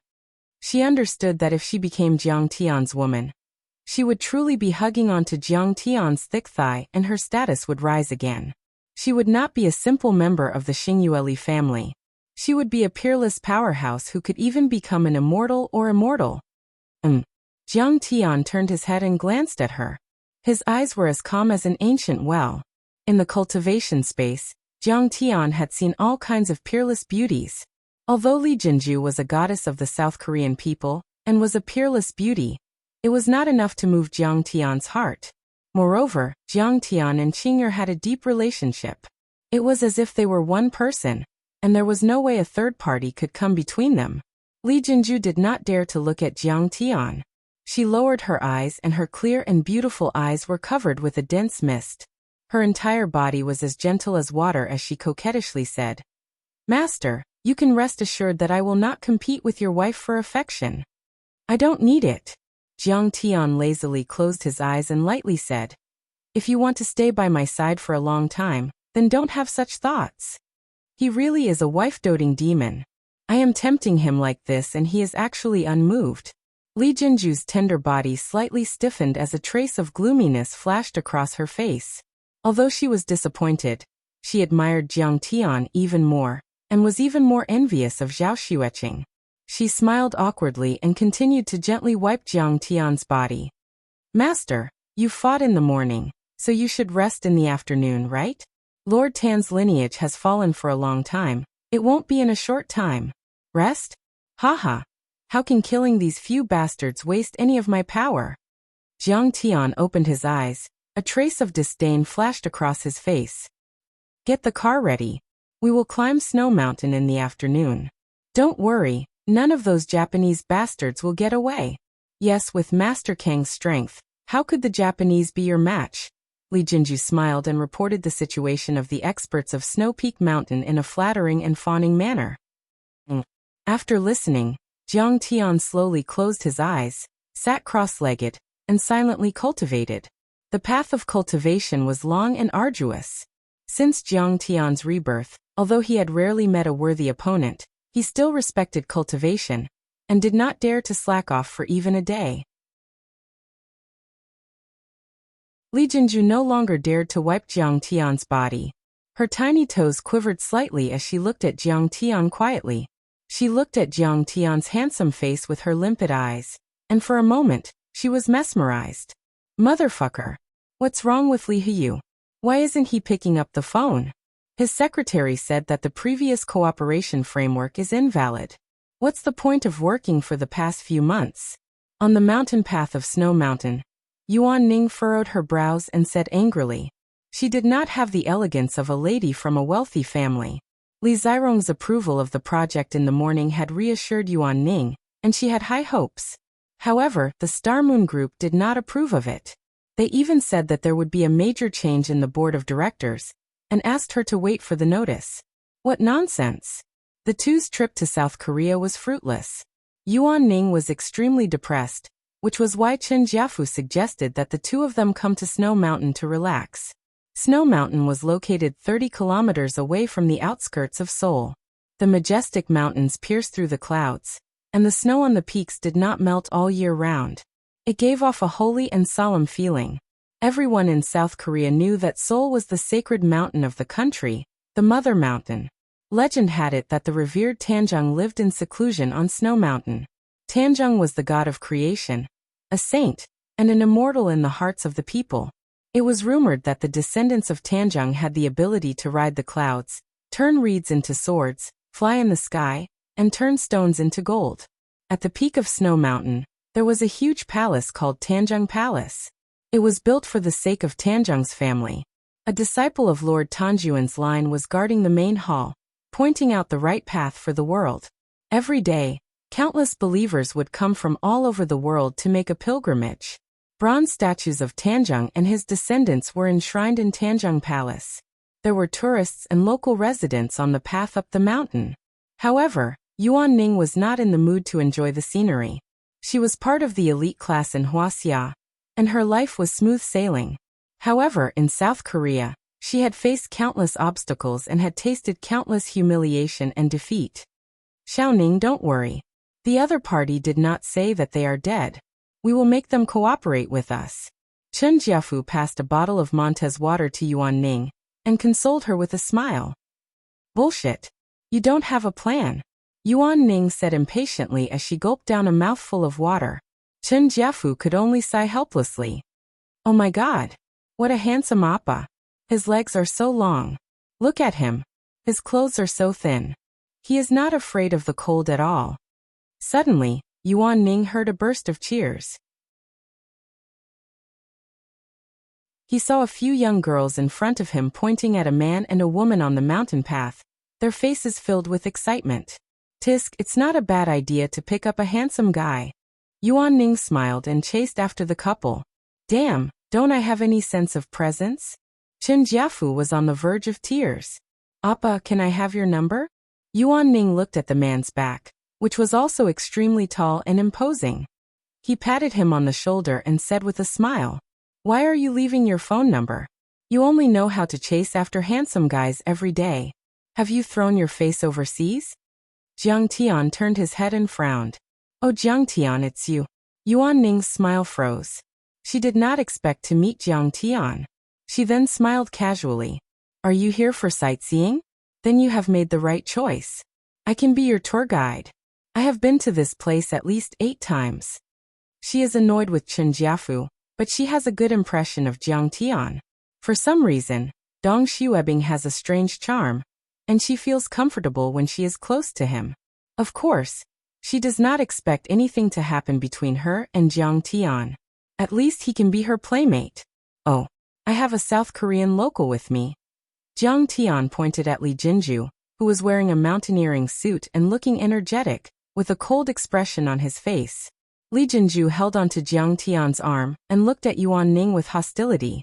Although she was wearing sunglasses, Yuan Ning could still feel her obvious hostility. Beside them, there is an old man wearing sunglasses. He looks familiar, but Yuan Ning can't remember who he is. Don't reject me. I've met an old friend in a foreign land. I don't care, I just want to be with you. Yuan Ning can always find a suitable reason. Moreover, she is a feisty person. After all, she has been in the business world for many years. She directly took Jiang Tian's other arm and said with a smile, Jiang Tian, now that you have 2 beauties by your side, don't you feel very happy and blessed? Cough cough. Chen Jiafu suddenly felt pain in his lungs and started coughing. If you dare to make a sound, get lost. Yuan Ning glared at him. This time, Chen Jiafu's liver is in pain. His face had turned into the color of a pig's liver. This was simply a case of dying from drought and drowning. Jiang Tian, I heard that the Jiang family is doing well. Do you want to expand your business in Yanjing? Yuan Ning whispered into Jiang Tian's ear. I don't have any plans for now. Yanjing is the political center, and it has a lot of resources. Jin City is too small, Chen Jiafu chimed in. Is that so? Then why didn't Apple move to Washington? Why didn't Facebook leave Silicon Valley? That's not the way to set up a company. Jiang Tian said calmly. This. Chen Jiafu's face turned red again. Chen Jiafu, shut up. No one will think you're mute if you don't talk. Yuan Ning thought to herself that Jiang Tian's words made sense. But I'm just chatting with you. Why are you being so serious? But Chen Jiafu, it's wrong for you to interrupt. Have you contacted Song Shuangyan all these years? Do you miss her? Yuan Ning asked like a nosy woman. I'm already married. My wife is great. I'm very happy, Jiang Tian said calmly. You're already married. Yuan Ning suddenly felt bitter, as if a piece of her heart was missing. Then there must be some regret. Chen Jiafu interrupted again. But this time, Yuan Ning didn't scold him. She just rolled her eyes at him. In fact, she wanted to ask the same question. Why would I regret it? Jiang Tian smiled. Song Shuangyan, one of the 4 beauties in Yanjing. She's from a noble family and is very talented. Don't you regret it? Chen Jiafu poked at Jiang Tian's sore spot. He couldn't hold it in anymore. He said proudly, her family has produced a few provincial leaders. The Song family's assets are tens of millions of Wuxia dollars. I'm afraid you're crying every night when you dream about it. How pitiful. This guy can be quite sharp-tongued sometimes. Hee, provincial leaders? Hundreds of billions of assets? Jiang Tian also smiled faintly and said, These rights, these riches in your eyes, are unattainable, but in my eyes, they are like ants in dust, not worth mentioning at all. I can easily obtain them. Jiang Tian wasn't exaggerating at all. In terms of power, he was the Grand Preceptor of Singapore, the emperor of many small countries in Southeast Asia. How could he be inferior to a provincial leader? How about Yichida and Fanxian? The governor of the border was a man of his word, but they were all suppressed by him.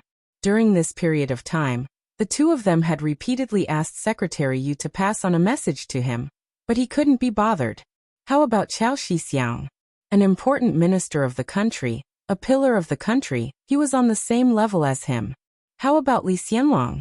The ruler of Singapore, one of the 4 little dragons of Asia, had to kowtow 3 times and 9 times for his own disciple. In terms of wealth, not to mention Medicine King Group's market value of hundreds of billions, not to mention Jiang Tian's net worth of trillions of Wuxia dollars, not to mention that he held the gold shares of the Guo family and had veto power. Even the South Korea's Moon Lee family could scare people to death. In addition, he had cooperated with Hilton and other financial groups and families in America. The amount of funds he could mobilize now was more than a few trillion. It wasn't an exaggeration to say that he was as rich as a country. But Chen Jiafu didn't like what he said. It was simply arrogant and boastful. The world's champion of fancy bragging immediately retorted.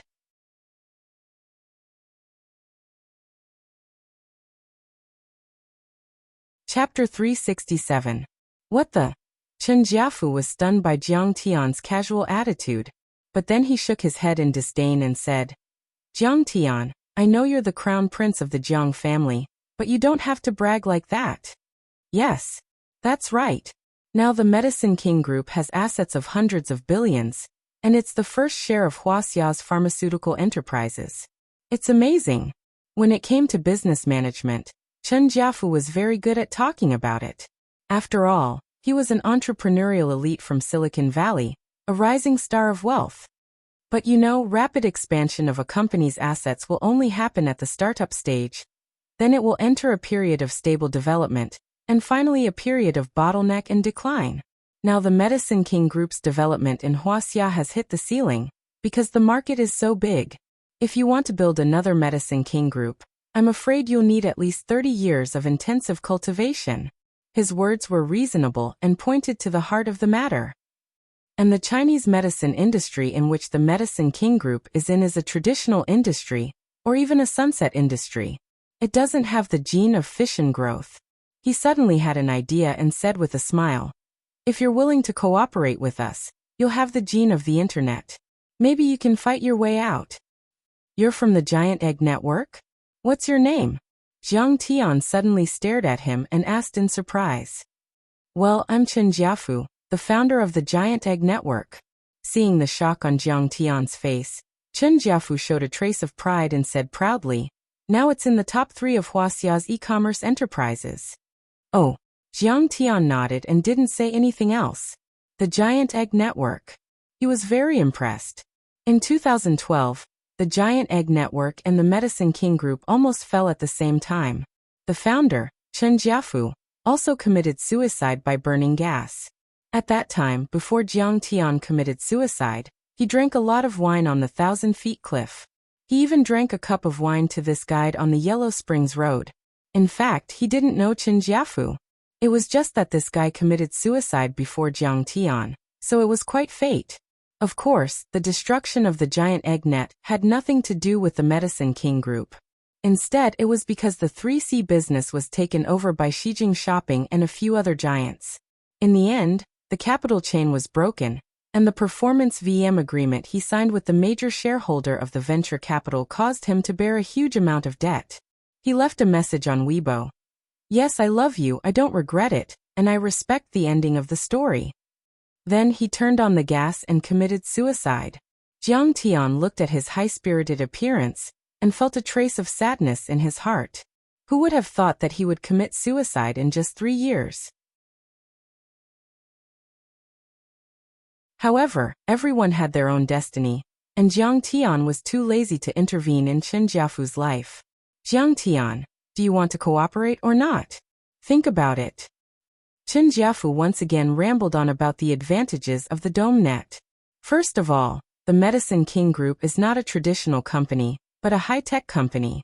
Also, Jiang Tian smiled faintly and said, I've never been about earning money, but robbing money. Stealing money from consumers? Isn't it still making money? Chen Jiafu shrugged his shoulders and said disdainfully, What do you rely on to rob money? Don't tell me you're going to rob a bank with a gun? After all, he was a nouveau riche. Perhaps in terms of assets, but in terms of understanding of Wuxia, especially the dark world, he was not comparable to those old families, and even worse than Yi Gufeng. With my fists. Jiang Tian also smiled. Sometimes he felt that it was not bad to tease this idiot. Sure enough, you're a playboy. You like to fight. Is there a screw loose in your head? Chen Jiafu rolled his eyes and muttered in a low voice. You two are so vulgar. Talking business along the way, so annoying. So annoying. Yuan Ning said angrily. Fortunately, they arrived at the Tanjun Palace. At this time, they had already arrived at the highest peak of the snow mountain, King Kong Peak. It was more than 2,000 meters above sea level, and the mountain was even more towering and steep. It snowed all year round, and the roads were covered with white snow. The huge Tanjun Palace had a magnificent aura and a rich ancient charm. Green bricks and green tiles, and the ground was paved with rocks. Standing on the platform in front of the Tanjun Palace, and looking into the distance, one could see half of Seoul and many mountain peaks. The scenery was incomparably magnificent. There were many people gathered together to take photos. Master Kong, this is the mountain path to the Tanjun Palace. Beside the palace, there was a passage up the mountain.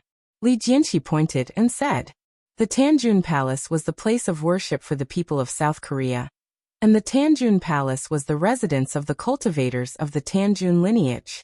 Now, it had become the entrenched place of the Japanese powerhouses. Seeing that Jiang Tian was about to go forward, Chen Jiafu hurriedly pulled Jiang Tian back. His face was pale with fright, and he hurriedly said, Jiang Tian, are you crazy? You can't go there. This is the Tanjun lineage's Dao Palace, the residence of the disciples. It is even more heavily guarded than the ancient imperial palace. If you rashly barge in, you will be injured by the guards or even killed. Is that so? Jiang Tian smiled and said, Aren't you quite annoyed with me? If I'm beaten to death, wouldn't that be exactly what you want? Look at what you're saying. I'm quite jealous of you. Even quite jealous of you. Chen Jiafu's smile was actually a little simple and honest, and then he said, But after all, we are the descendants of Wuxia, and we had a good chat along the way.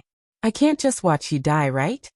He sighed sadly and shook his head and said, Besides, I understand that I'm actually not worthy of Yuan Ning. Will she accept me if something happens to you? After all, he's an honest man. Maybe that's why his shares are constantly being diluted by venture capitalists. And he even signed a trap-like VM agreement. Jiang Tian sighed in his heart, and then said without thinking, Based on what you said, I'll let you handle the Starmoon Group's 3C business. Ha! What? Starmoon Group? Chen Jiafu looked at Jiang Tian with a puzzled face. Come, Jiang Tian, let's take a picture together. Yuan Ning dragged Jiang Tian to the observation deck of the Tanjun Hall, and asked Li Jinju to take a picture for her. Chen Jiafu, who couldn't bear to watch this scene, was gloomily browsing the web on his mobile phone. Suddenly, his mobile phone fell to the ground with a clatter. His body trembled violently, and he looked at Jiang Tian and Li Jinju, who were taking pictures for Jiang Tian and Yuan Ning, as if he had seen a ghost. Seeing this, Yuan Ning rolled her eyes and complained, You're a good-for-nothing. You can't do anything. You're shivering. Chen Jiafu's voice trembled, and his fingers trembled violently. He pointed at Li Jinju and said, What's her name again? Oh, her name is Li Jinju, also known as Li Yinxin. She's my daughter. Do you know her, sir? Next to him, Li Jianxi took off his sunglasses and smiled faintly. You. Chen Jiafu turned his head and looked at Li Jianxi in shock. He was so shocked that he fell to the ground. What's wrong? Are you going to have a seizure? Why don't you go to hell? Yuan Ning walked over and frowned at him, looking very unhappy. If you see it, you'll have a seizure too. Chen Jiafu pointed at the mobile phone on the ground, and said with a complicated expression. Tieste. Is the Earth going to explode? 2012 is still far away. Yuan Ning unlocked her mobile phone and saw that it was the official website of Star Moon Group. There were big red and bold words, "Major announcement. Star Moon Group's board of directors changes." She clicked on it and saw a picture of Li Jinju, but her name was Li Yinxin. She was now the chairman of the board of directors and had legally inherited all of Star Moon Group's assets. What the fuck? Yuan Ning began to tremble and tremble. She was about to have a seizure. Following that were the relevant introductions and explanations, and then the news that the former chairman and president, Mr. Li Jianxi, had recovered and was now the CEO. Following that was an obituary. The former vice presidents, Li Zirong and Li Heyu, unfortunately passed away in a car accident. After reading it, she looked at Jiang Tian as if she had seen a ghost.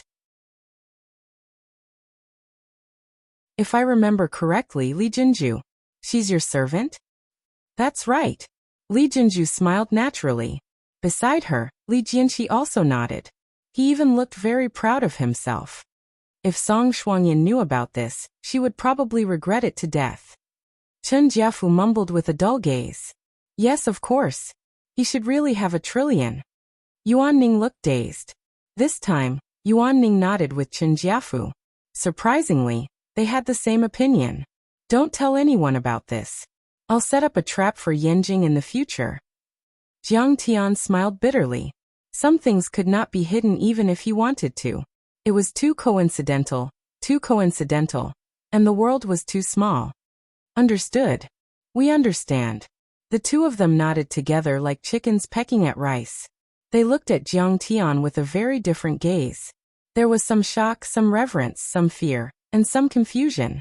He really controlled the Xingyue family. Damn, this is too heaven-defying. But why? You guys can go back. Jiang Tian smiled faintly. No, we'll go down the mountain with you. This time, the two of them were surprisingly in agreement. They had a tacit understanding and spoke at the same time. We have to hug this young Master Zhang's thigh. No one can make me let go. Not even God. Not to mention his thigh. Even a strand of his leg hair is thicker than a person's waist. Other things aside, just the Xingyue Group's 3C business alone is enough for us to eat until we're fat. All right. Jiang Tian nodded helplessly. Suddenly, his body shot out like an arrow and landed on the roof of the main hall. Damn, he's hanging from a wire. Chen Jiafu's eyes were filled with shock as he stared at Jiang Tian with wide, round eyes. His eyes were filled with disbelief as waves of shock rose in his heart. The scene in front of him was too shocking. Jiang Tian's movements were like that of a peerless master in a Wuxia movie. He flew 100 meters in a blink. If Jiang Tian wasn't wearing modern clothes, Chen Jiafu would have thought that he was a peerless deity. He can't be that kind of person, right? Yuan Ning was born in a family of officials and grew up in Yanjin, the center of power in Wuxia. She was relatively knowledgeable. Suddenly, she thought of a possibility. Her face changed drastically and her eyes flashed with excitement.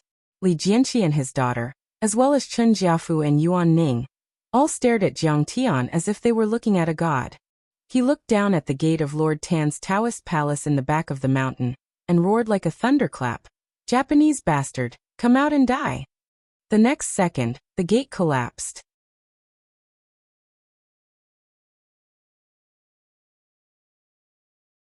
Chapter 368. His voice was like rolling thunder, pushing out horizontally. Like a furious dragon soaring into the sky. It soared 90,000 miles into the sky. The mountain gate crumbled, rocks flew everywhere, and the earth shook. The dense forest surged like a tide, and the birds in the forest flew away in shock.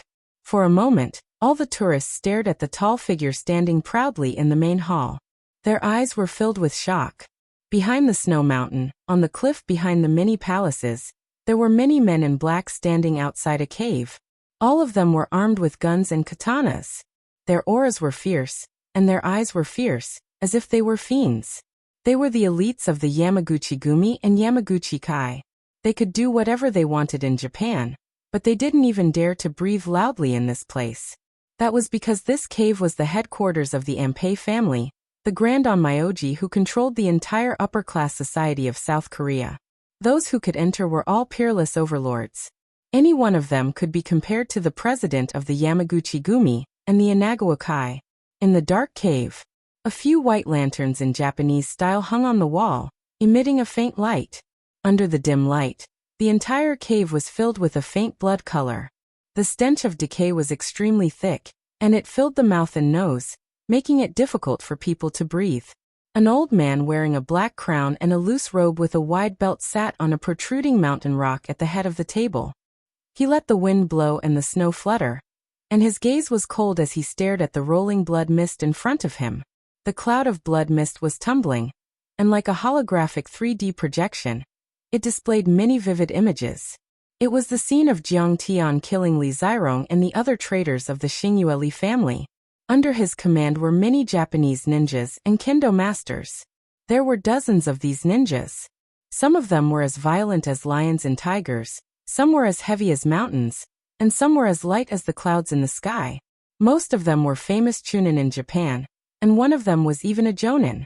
Chunin's cultivation and strength were comparable to Huaxia's Dao-reaching sorcerers, or internal strength martial Dao masters. The power of a jonin was comparable to a transcendent state martial arts grandmaster, or a dharma spell perfected cultivator of the ethereal enlightenment level.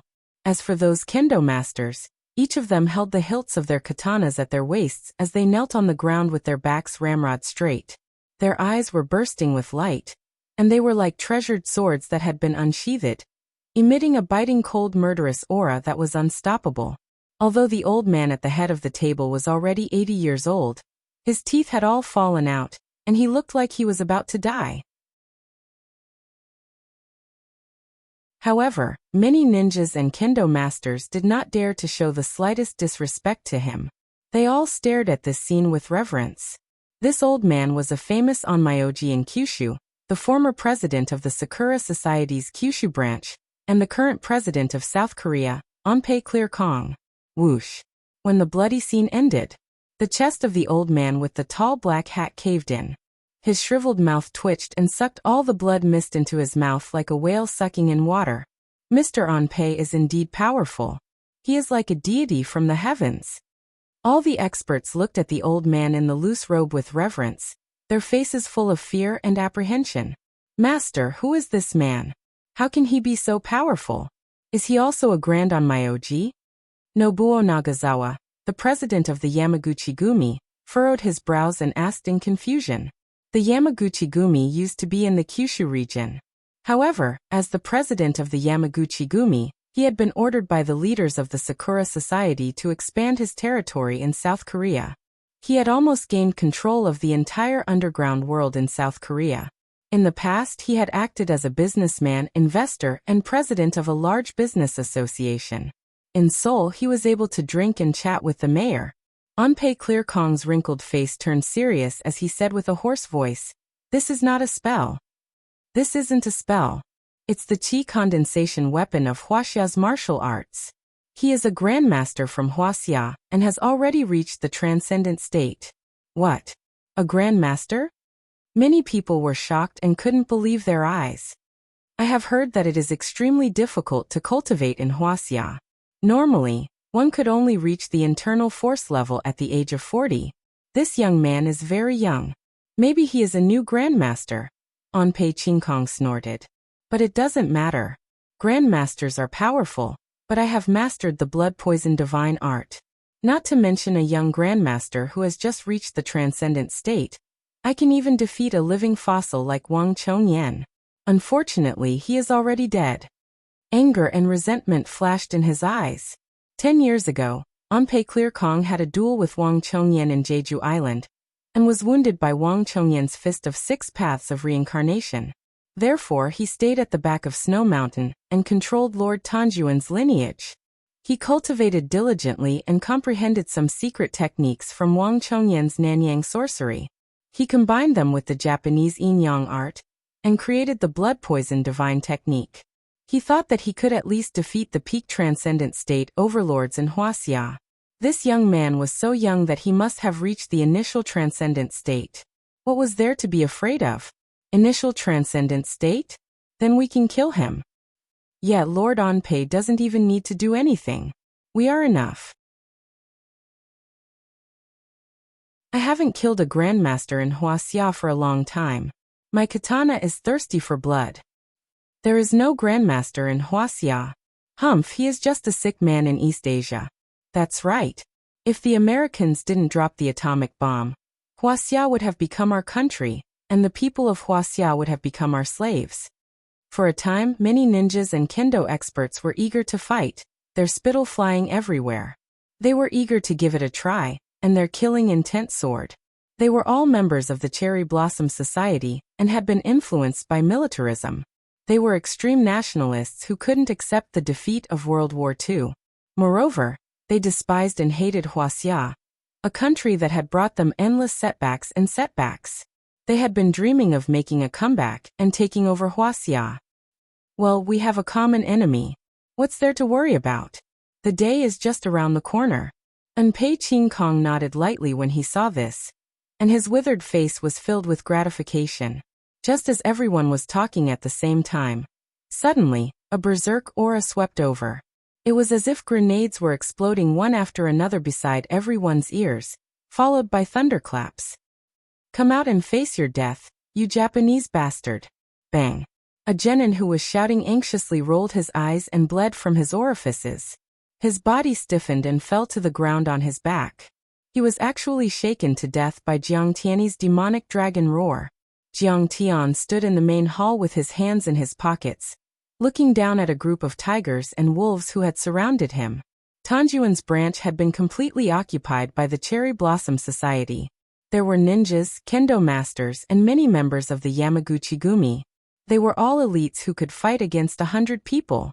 After Jiang Tian's roar, hundreds of Yamaguchi-gumi members rushed out with weapons such as katanas, baseball bats, and galvanized steel pipes. They surrounded Jiang Tian. Many of them were even carrying pistols. Oh my god, so many people. Yuan Ning and Chen Jiafu instantly became nervous when they saw this, and they broke out in cold sweat for Jiang Tian. Although they saw Jiang Tian jump and shoot dozens of meters, they were still worried and doubtful about whether Jiang Tian could defeat so many fierce people with guns and ammunition. Kill him. A man who looked like a leader waved his hand. Many of the society's experts climbed up the stairs to the top of the hall. They were as dense as a group of black ants. They raised all kinds of weapons and pounced on Jiang Tian. Even if Jiang Tian was only in the body refining realm, he could still fight against 100 of these ordinary people. Not to mention that he was already in the 5th level of Qi refining realm, and had cultivated the Gung metal divine body, reaching the 5th level of Qi refining realm? Haha, ants. In response, Jiang Tian only laughed coldly. He turned around and waved his finger. A dazzling, 10-meter-long saber radiance swept out, flickering with golden light.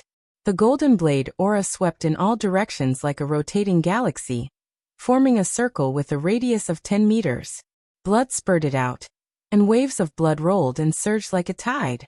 Shrill screams and cries of pain were continuous, making one's hair stand on end and scalp numb. The fierce people of the Yamaguchi-gumi were cut in half at the waist. There were more than 20 of them. Broken limbs, severed arms, heads, and organs rolled on the ground. Many people didn't die on the spot. Some held their intestines and severed legs and screamed miserably. Some rolled on the ground, and some wriggled slowly. There was blood everywhere. It was sticky and slippery when one stepped on it. The hall immediately became a hell on earth. The remaining fierce people of the Yamaguchi-gumi stopped in their tracks. They looked at Jiang Tian in horror, and their eyes almost popped out. They were also fierce people. Killing, arson, and fighting were common occurrences. Who hadn't been in danger? Who hadn't had their hands stained with blood? It could be said that their hearts were as firm as a rock and as hard as cold iron. But at this moment, when they saw the tragic scene, they were all terrified. Their legs went soft, and their clothes were already soaked in cold sweat. They had never seen such a domineering way of killing people. With just a wave of his hand, dozens of people fell. This was not like a human at all. It was more like a legendary demon god. Everyone's face was as pale as paper. They were so scared that their souls left their bodies. They trembled and didn't dare to take a step forward. Second generation head. What should we do? Many fierce people were panicking and slowly retreated. The second-generation head was a capable person of the Iha Association. He was deeply trusted by President Changza. He was also a ruthless person. He made a prompt decision and roared, "Fire!" The people in the front row crawled on the ground or spread out, making way for the gunmen. More than 20 pistols were raised together. The black muzzles were pointed at Jiang Tian. It was as if they were going to shoot vicious bullets at the next moment and turn Jiang Tian into meat paste.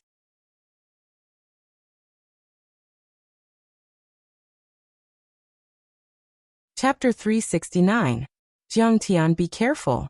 Chen Jiafu was so shocked that his legs turned to jelly, and his face turned red. It's over. It's over.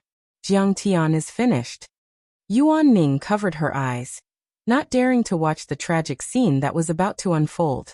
As a result, she missed the most exciting scene. Jiang Tian's face was calm and cold as he raised his right arm and spread his 5 fingers. Master of Gold. He could control all metal elements. Many people only felt a strong and irresistible suction force suddenly attacking them. It was as if there was an invisible sumo wrestler grabbing their guns and blades and pulling them over. The guns and blades all flew out of their hands and flew towards Jiang Tian. Some people were not willing to let go and were actually dragged up into the air by this force.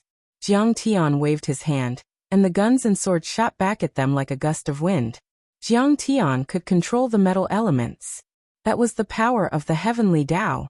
How terrifying was that? The guns and swords turned into the most violent cannonballs and smashed into the Yamaguchi Gumi members. Bang! Whoosh! Splat! The Yamaguchi Gumi members were even more miserable this time. Some of their chests caved in, and their heads exploded like watermelons. Some of their limbs were chopped off by the swords. This time, more than 40 Yamaguchi Gumi members were killed in an unnatural manner. These members usually practiced karate and kendo. They were usually arrogant in Japan and South Korea, and each of them could take on 7 or 8 people. However, in front of Jiang Tian, they were as weak as chickens and dogs. What? Is he a demon god? Everyone stood there dumbfounded, forgetting to attack and even forgetting to run. It was as if all the noise had been absorbed by an invisible sponge, leaving behind only a still image. Master is so powerful. He's like a god. In the distance, Li Jinju's eyes were filled with fascination. She wanted nothing more than to kneel down and worship Jiang Tian. Sai, Master Kong is so amazing. This time he will definitely turn the tide and save Tanjun's family. Li Jianxi's body trembled slightly, and he clenched his fists again. His eyes were filled with admiration, shock, ecstasy, excitement, and anticipation. Many complicated emotions flashed past. So there is such a powerful person in this world. Yuan Ning's fingers peeked out. She also saw the shocking scene and felt dizzy. What she saw today was the most unbelievable thing that she had seen in more than 30 years. It completely overturned her worldview. How are you going to rob? With my fists. Half an hour ago. Chen Jiafu still felt that Jiang Tian's words were nonsense, but now Chen Jiafu discovered that Jiang Tian's words were not exaggerated in the slightest. With this kind of strength, he was like a god. Wouldn't it be easy for him to obtain hundreds of millions of riches? All of you. I'm going to kill this bastard. A loud roar was heard. A figure holding a katana jumped out of the cave on the cliff. Like a big bird, he rushed towards the palace where Jiang Tian was. Many of the Yamaguchi Gumi members turned around to take a look. All of them revealed expressions of reverence and ecstasy as they exclaimed in surprise. Miyamoto-san. Miyamoto-san has made his move. This is great. This guy is no match for him. They instantly became confident and retreated, leaving the battlefield to this famous kendo master. There were many kendo schools in Japan, and they were known as the top 10 kendo schools. The Beichen one-sword school that Jiang Tian encountered was the most popular, and had the most disciples. The Nitin one-sword school that Miyamoto Takeo belonged to was the most powerful kendo school in Japan. This school's swordsmanship was difficult to cultivate, but once mastered, it was extremely lethal. Although there weren't many disciples, every one of them was extremely talented and powerful. Miyamoto Takeo was in his 40s, but he had already reached the perfected level of kendo grandmaster. He was one of the top 10 kendo students in Japan, and was many times more powerful than Chiba Masao that Jiang Tian had killed. Miyamoto Takeo leaped from the roofs of the halls like an eagle and reached the hall where Jiang Tian was in a blink of an eye. He stood on top of a bronze cauldron. The bronze cauldron was an antique that had been around for hundreds of years. It was made of bronze and was extremely heavy. It was used by Lord Tanjun and his followers to pray for blessings. It was as big as a water tank and weighed at least 3,000 pounds. Who are you? How dare you kill a member of the Yamaguchi-gumi? He was wearing a dark blue kendo suit and wooden clogs. A long katana and a short katana were hanging from his waist. His sharp eyebrows, aquiline nose, and glittering eyes gave him a sinister and powerful aura. His straight back made him look like an unsheathed sword. He was surrounded by a murderous aura. You don't have the right to know my name. Jiang Tianling snorted and smiled disdainfully. I kill the Japanese like I'm killing chickens and dogs. How dare you? Miyamoto Takeo was enraged. The bronze cauldron that weighed more than 1,000 pounds shot through the air toward Jiang Tian like a cannon. Fuck. What the fuck? A bronze cauldron that weighs a few thousand pounds. Chen Jiafu and Yuan Ning cursed at the same time. Their eyes widened in shock. After witnessing Jiang Tian's power, they knew that Jiang Tian was not an ordinary person. This Japanese kendo swordsman was not an ordinary person either. He was the same kind of person as Jiang Tian. They were worried again. This person should be more powerful than Jiang Tian, and might even be able to kill Jiang Tian. Oh my god. I heard that Mr. Miyamoto Takeo is already a kendo master. He's as powerful as the grandmasters of Wuxia. Many kendo masters, ninjas, and Yamaguchi-gumi were looking at Miyamoto Takeo with reverence. His strength was far beyond their imagination. He was too powerful. Like a cannonball, the bronze cauldron soared into the sky with a sharp whistling sound, and smashed down like a huge meteorite. Haha, that's all you got? Today, I'll show you the power of a Wuxia overlord. Jiang Tian smirked and hit the air with his finger. Whoosh! A sharp finger beam shot out, and with a loud bang, the bronze cauldron shattered like a piece of paper. It was like a grenade had exploded. Countless bronze shards flew in all directions like shrapnel, cutting through the wind and snow. Dozens of Japanese who were watching the battle were pierced by the shards and fell to the ground like bloody gourds. Awesome. Chen Jiafu's eyes were filled with shock as he let out a long breath. The way he looked at Jiang Tian was like how a believer would look at a god. Awesome. This time, Yuan Ning's view was surprisingly consistent with Chen Jiafu's. Jinju, you've made the right choice this time. There's hope for our Tanjun bloodline. Li Jianqi's face was filled with relief. He is a godlike man. Li Jinju's eyes were full of admiration. Her chest heaved up and down. Seeing this, Miyamoto Takeo's sinister eyes flashed. He wrinkled his aquiline nose and said in shock, "This is the true chi of Wuxia. Are you a grandmaster? Scared? Kill yourself if you're scared." Jiang Tian looked at Miyamoto Takeo indifferently as if he was looking at an ant. Humph. We Japanese have the spirit of samurai. We're not afraid of death. We'll never be like you Wuxia people. Miyamoto Takeo snorted and stomped on the ground. His body was as agile as a dragon. He rose to 20 meters above Jiang Tian, and slashed down with his sword. Net of 1,000 blades. As the sword slashed down, the world was filled with murderous intent.